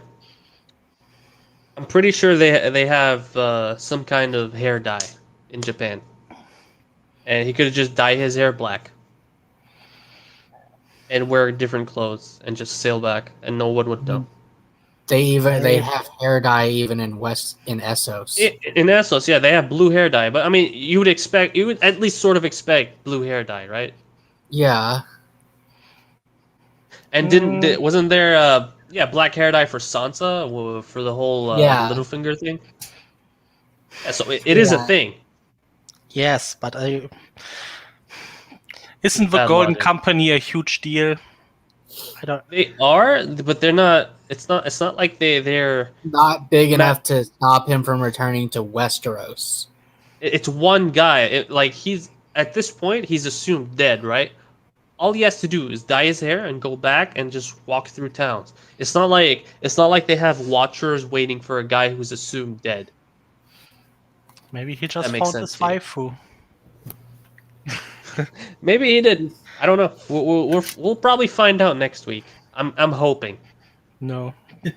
Okay, thank you for that.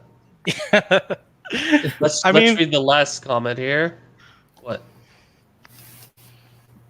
What are you gonna say? You already know how this author writes the story, and this is an information that isn't important enough. Going off the rails, completely fine, seeing as it's your story. I don't like this. It's your story, so every you should do whatever you want. I mean, I understand it on some level, but I also am of the thought that you should at least try to make it seem like the actual story. Like when I write, I want people to feel like they're still reading the actual books. I mean, when I write now, when I was writing, when I started, I was pretty dumb.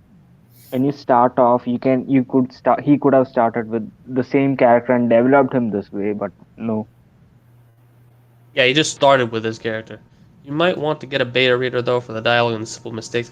Okay, you might need a beta reader for your comment. Anyway. So, final thoughts, guys. What do you guys think about this? You like this story? The beard thing is offended by what he thinks I feel like someone threatened him to write the description. Yes, you're right about that. Like, they're so bad, it feels like someone just held him to the table with a knife. You better start writing this. Hey, I was right. Jon Snow Rhaenys Targaryen, Jon Snow Daenerys Targaryen, / Rhaenys Targaryen, of course. Of course. Trio. The delightful trio. The three dragons. Or the three heads of the dragon. So, in this chapter, we saw a pointless wait in line scene for Melisandre. Lots of banter. I don't know. They called it amazing, but I'm not really sure about that. And the pointless introduction of to the other Targaryens. The said banter could have been amazing if they had known each other for a long time. Yeah, like if they've been like a month or something, they starting to get used to each other and they're starting to push the boundaries between fine. what's considered acceptable and what's considered impolite. Yeah, but Immediately, it just feels like that Yeah, other guy it is feels coming forced. off on John. this is actually a staple of most fan fictions, and probably most fictions too. To be honest, just because it's an original doesn't mean it's better quality. What happens is the author wants something to happen, and it will happen no matter what. It's going to happen, even if it sounds rushed, even if it sounds unnatural, doesn't fit the plot or the flow of the story. They're gonna do it. Yeah. Yeah.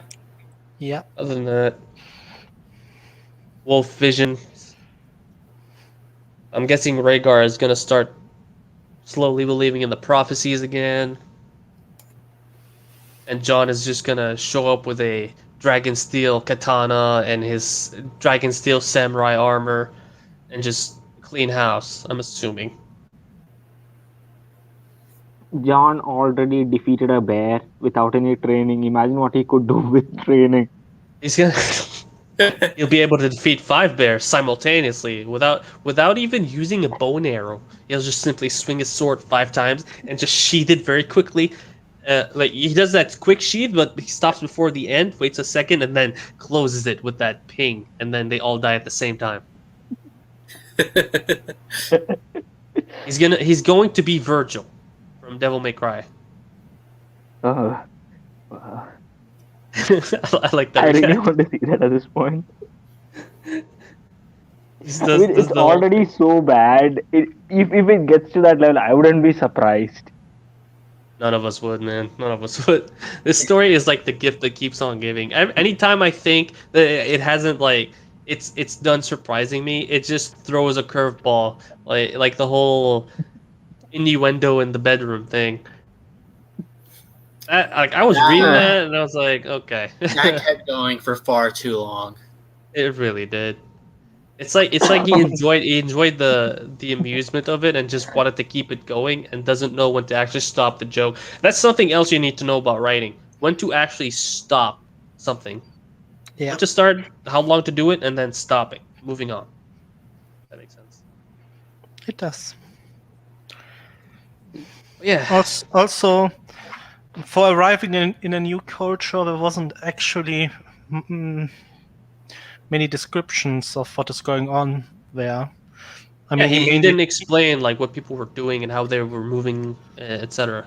he mainly talked with Jerion, so Yeah, For a title called Culture Shock, I didn't see much culture shock. exactly. There wasn't much culture to be shocked by. Like what I feel is when he was writing this, like I'm imagining the situation. The guy's in front of his computer writing. He just opens up a tab in Wikipedia or something and is like, Japanese architecture creative description, Japanese arch description, Japanese palace description, Japanese inner house, sliding doors. He did not describe the inner house. He barely did. He did a little bit. he did I a mean, bit, yes. No, I not felt Jerry, like he not would Jerry's start- house. I genuinely felt like he would start harping on about the paintings and like how the walls How are amazing painted. it is, yeah. Yeah. Also, you remember that part where he called Jonathan in the comments? I felt like he sees himself as Jerian. He might, but I think he also sees himself as John. 'Cause he Jonathan. specifically wrote me. I think this is the same thing when people call Harry Hadrian or something. Like My name is Lord Hadrian Potter, Slytherin, Black, Yeah, Gryffindor, Ravenclaw, Hufflepuff, Peverell. Everell. John's going to get Gaunt. those titles too. Like a long ass name. But But you can call me that Harry. scenario, he's already established that John's real name is Jaehaerys. Yeah, Jay Harris. Which at least it's a step up from Aegon. To be honest here. Hello, Mr. Mudkip. We're almost done with the stream. We're just talking about what we've experienced. To be fair, anything was a step up from naming him after his dead brother. Yes. Yes, it was. So in your words, or in your opinion, is this better than season 8? Yes. Yes. Well, I have never watched know. season 8, but from what I've heard, yes. You probably okay. Yeah. I'm glad you didn't watch it, and I encourage you not to watch it. Unless you want, yes. I only have Blu-rays up to season 7. That's good. So You've already gone too far. Yeah, season 7. You can already notice in season 7 it's gone downhill. You can even start slowly noticing it in season 6. It's not super noticeable? You can start noticing it as soon as they got that Disney deal. They started rushing it. well, wait, when did we get this? Disney deal. Marcus Finn. Damn it, Zero. I was going to make the Lord Hadrian too many titles Potter joke. Hey, you can make it if you like. You're always welcome. I mean, I did it, but this joke is one that can be repeated. Not too many times, but just enough. What were you saying, Ryle? You can do that joke in almost every fandom. I mean, in Percy Jackson is Perseus Jackson, and in Naruto. Well, in Percy Jackson, his name actually is Perseus. Yes, but it's always said with such a pretension. Also, in Naruto, it's always Naruto Namikaze Uzumaki. Oh yeah, Well, yeah, because that makes total sense. Uchiha, so on, adding every Then clan. there is Pokemon's Ashura. Oh no. Yeah, I forgot about that. I remember Bronze saying Ashura basically means demon in Hindu mythology. Well, Is it? I don't think so. What's the last name again from the Sage of the Six Paths? Otsutsuki. Otsutsuki. Yeah, that's probably. I wonder if he'll be in Rising Sun. Oh, God. Like John will deal with the will name a dragon like Tsukiyomi or some shit. No, but you will get an Aragon reference, I think. Oh, Yeah, like that. there is. actually, Myth might not like that because this story is shit. It is. There was an Aragon reference. I mean, Aragon is basically a Lord of the Rings and Star Wars reference in itself. So, Well, The first time I saw the name Aragon, I thought, did this guy misspell dragon? I mean, that was the point. He took dragon and replaced the first letter. I know. didn't he take the name Aragon from Lord of the Rings and just change it to E at the beginning? I don't know. I'd have to look that up. I think that's how it.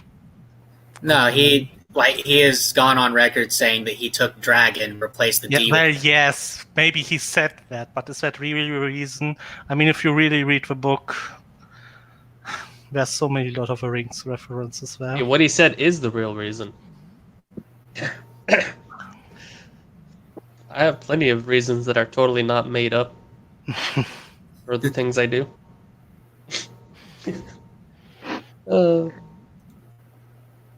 This story. I'm still reeling from it. I need water. That's what I need. I'm getting hit by all those memories just now. They are slowly sinking in. Oh, did you also read that story?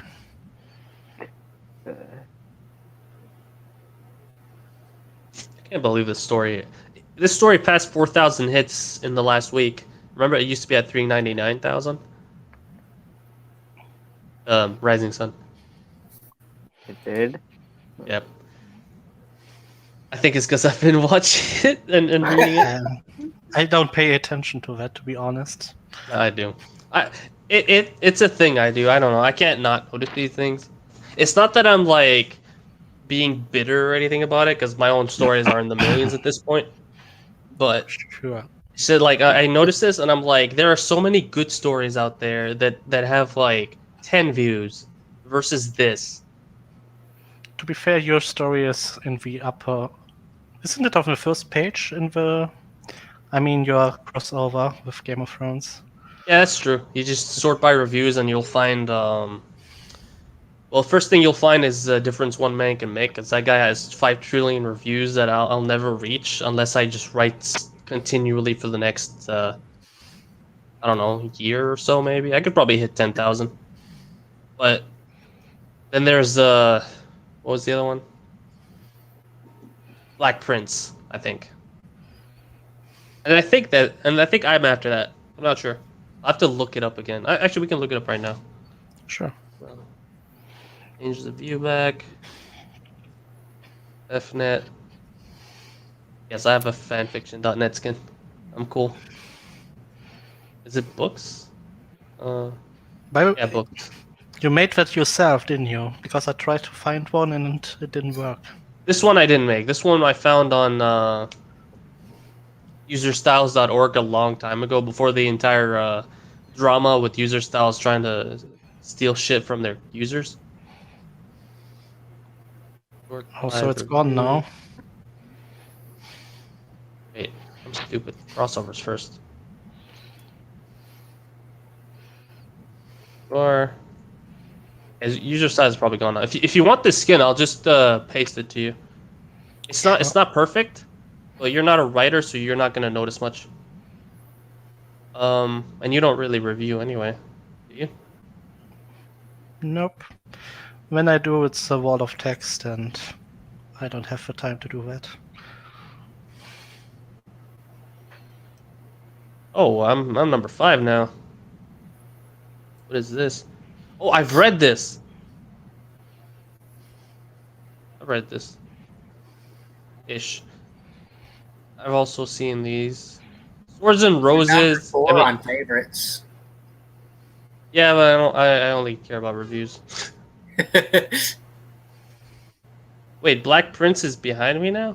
What's going on here? Oh, it's probably because he hasn't updated in a long time. I think the moment he updates, he'll just overtake all of us. Maybe you switch just with favorites. I mean, try it. Alright. Sort by favorites. Oh, number 4. Where Black Prince is number 2 now. Yep, you're right. It's over 9,000! Alright. That's the one time I'm gonna say it. I feel bad for everybody who's favorited this. But you have written 100,000 more words than the Black Prince. I read The Difference One Man Can Make. Yeah, I've read it too. It is also on my follows and favorites. It's interesting, but at the same time, I was like, this stuff is way too. What's the word I'm looking for here? Way too convenient. Nothing ever goes wrong.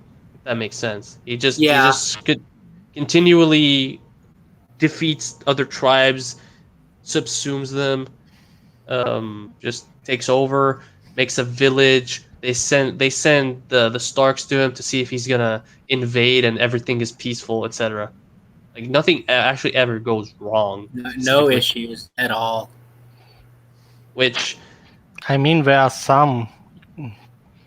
Doesn't he take the Targaryens in his village and the assassin attacks? I don't remember anymore. I haven't read it in ages.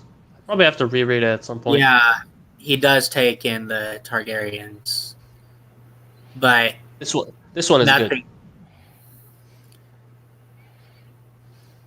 I don't know if What you've is seen it? this. Wizard of Harrenhal. What is it? Master of Death Harry. What do Is you it mean? good or bad? I didn't It's good. understand It's good. that. Yeah, good. that was also my opinion. It's a shame he didn't do a sequel. I know if at the end part he wakes up in another world entirely, which is the world of Dune. I actually read Swords and Roses a few days ago. It's not. The ideas are good, but you can tell the guy writing it is just hurrying it up a lot, hurrying the story up. It's so rushed. I think Reaches what was it? He reaches the land of the Rhine River, reaches the kingdom, loots it and stuff, talks to the ghost, lets him pass on or whatever, I and mean- gets all this magical knowledge, but then nothing happens. before he does that, he goes to Yeti, like in chapter Yeah, you're right, 3 you're or right. 4, and then he goes back, and then he comes where you just said. Also, he's suddenly a general, and it's Yeah, he's so made weirdly into a rushed. general because he killed a basilisk or something. Yeah, it's kind of weird. It was weird, but I was like, yeah, whatever. I want to see where he's leading with this. It seemed interesting. It was a decent adventure. I mean, that's actually an adventure story, so Yeah. it's okay. I've for also that. read The Road to Hell. Good. I haven't. I don't remember if it's You don't. or not. I don't remember. I recognize the title. Is why I know I've read it. I think I've read the Alpha Wolf. Isn't he reincarnated as a Stark there? So last for his war, bird enemies in the north. The Alpha Wolf has arrived. The North never forgets, and winter is inevitable. What? I think he is a Stark. Main character is there. Harry. So I'm guessing Harry is reborn as a Stark, or Yeah. possibly John. No, as a Stark. I think the brother of Rob, but he's trueborn. This one I I thought read was that. interesting. I read A New World to Conquer. It seemed odd. There were parts that seemed off to me, but other than that, it was mostly an interesting concept. Yeah, like I like the concept that he. Okay, first of all, this part here. This could be its own story. Yeah. being like resurrected as Harry Potter as the Dark Lord. Getting sorted into Hufflepuff, another story. Yeah, like I mean, yeah, all of this together is a story where you do your thing. But here, reborn as the Lord of Winterfell and Westeros. I mean, that's another story entirely. I mean, I understand what he was going with this. He just wanted to create his own character and then have him become a sort of not super evil bad guy. There was a part that, his powers just kept on increasing, and that seemed like really odd to me. I couldn't keep on reading it after that. Yeah.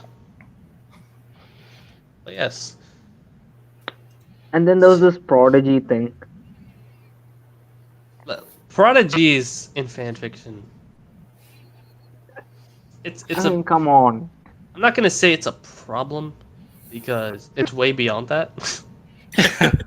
There's no salvaging it. Like Essentially instantly cancer. master. Yeah, it's terrible. You can't. It's hard if you get to the point where you appreciate quality writing and you don't just read everything you find. Some people, Dylan. Yeah, you start like when I'm reading something, people tell me read it until chapter 3, chapter 4, whatever. I get to chapter 1 halfway through and I'm like, I could be reading this or I could be, I don't know, Reading learning something how else that to has an interesting premise. yeah, reading something with an interesting premise or writing something or I don't know, playing a video game. I could be doing anything except that and it would be better. And so I don't read it. And everybody tells me your standards are too high, Zero. Zero, my hero, everyone's hero. Standards are not good. You should lower your standards. And I'm like, no, I'm not gonna do that. A few months back, someone was complaining about the dodging prison and stealing witches, about how hard it was to get into. which I 100% agree. It took me 4 tries to read it. Why? And because I could don't give not- up. I don't give up. I'm stubborn. I stopped at the Ginny And part. someone think. commented, you have to give it till at least chapter 30 to give it a chance. Chapter 30? Hold on a second here. Hold on. Let me Honestly, just, I stopped at the title. I mean, I'm pretty sure this was something that was said on this certain Discord server. I remember people saying about the same thing about Traveler, the Pokemon fanfic. that's over half the story. Chapter Yeah. 30. Apparently, it has more words than Harry Potter, the entire Harry Potter series combined. each chapter is 11,300 words, right, on average? Yeah. They want you to read till chapter 30, right? Yeah. Oh, let's do a quick. They want you to read. Okay, so we have this. You've got to And- read 340,000 words to give it a chance. A baseline novel, an actual minimum Not a novel length. baseline. This is an epic novel. Yeah, I'm just saying in context for people watching. A normal novel is somewhere between 40,000 and 80,000 words. Yeah. A little bit long would be 95,000 to 120,000. So let's just say divided by 60,000. This is essentially almost 6 novels. Yeah, or one Brandon Sanderson book. I mean, One Brandon Sanderson book. But Brandon Sanderson, at least, he writes good stuff. yeah. No one can say Brandon Sanderson writes crap. This dude, Lead Phone or whatever, his quality of writing, it might be good, but the content is just... His I don't know. grammar Did you is know- good. Did His you know that writing is very dodging? dry. He gets bogged down in the child politics. Oh, that is one of the worst tropes in Harry Potter. People Yeah. who do the child politics things. Like there This is shields so much child politics in that. And With all the that's the part that and, made me really struggle reading it. Do we also all speak like they are from the Victorian era? Oh yeah. Yeah. Probably. What are you saying, Exodus? You were trying to say Yeah, something. dodging prisons and stealing witches has an audio book. You know, I didn't. Thank you for telling me that. I'm guessing he asked someone in his Discord to do it. I think No, so. literally, someone genuinely enjoyed it and wanted to share it. I apologize for people watching this stream for your souls have been marred by something today. Oh well. You must. Time to make an audiobook yourself, Zero. Oh my God, no. Even Methods of Rationality has an audiobook. Look, Methods of Rationality. Do you even know the story about that guy? Yeah, Yes. he's crazy. Like That guy was a legit. cult leader. Oh, he has his own website. And Yeah. he tried to actually print his fan fiction and sell it in bookstores. It doesn't. He's a special person. I'm going to be very polite here. I don't want YouTube to ban me. What is it we're talking about now? Some crazy Methods of person. rationality. Methods of rational. I've heard Harry Potter and the Methods of title a Rationality. lot. It's I think number 1 in Harry Potter fan fiction. I mean, Harry Crow is number 3, I think, or number 2. you can see. Rate it all. Favorites. Yeah, number 2. Number 1 is Isolation. What is this? Romance Angst. Hermione Draco, of course. Of course. I'm not specifically against this pairing. It's just that most people who do it don't do it right. Those I character actually- pads are not I promising. actually enjoyed Poison Pen and To Shape and Change. I think those were good stories. Oh yeah, Poison Pen, To Shape and Change, amazing stuff. Blue Owl reads one of my fan fiction. I love this guy. Or girl, I don't know. Could be a girl. I love this person. person. Yeah. They reviewed my story. I'm happy about it. Marcus Finn, I can turn LDR into an audiobook if I gain the right. Yeah, you good. You good, buddy. If you need to turn something into an audiobook, you need to have a decent voice. Burn. I'm not saying my voice is amazing. You've seen how many times I just stop when I'm reading and I'm just like, That's what Take one of editing it. is for. yeah, true enough. True enough. You're right. But yes. So, I think we're done with the stream now. We're gonna say like our final lines and such before moving on with our lives. What, I'll be playing. like, subscribe, click the notification button. Yeah, like- and That bell. Oh my god! Ring that Wait, no, bell. let me do it. I'll try to do it seriously. I'll try Alright. to be serious zero. Okay. Hey guys, if you liked what you saw in this video, please hit that like button, subscribe, and smash that bell icon like I smash my self-esteem every day.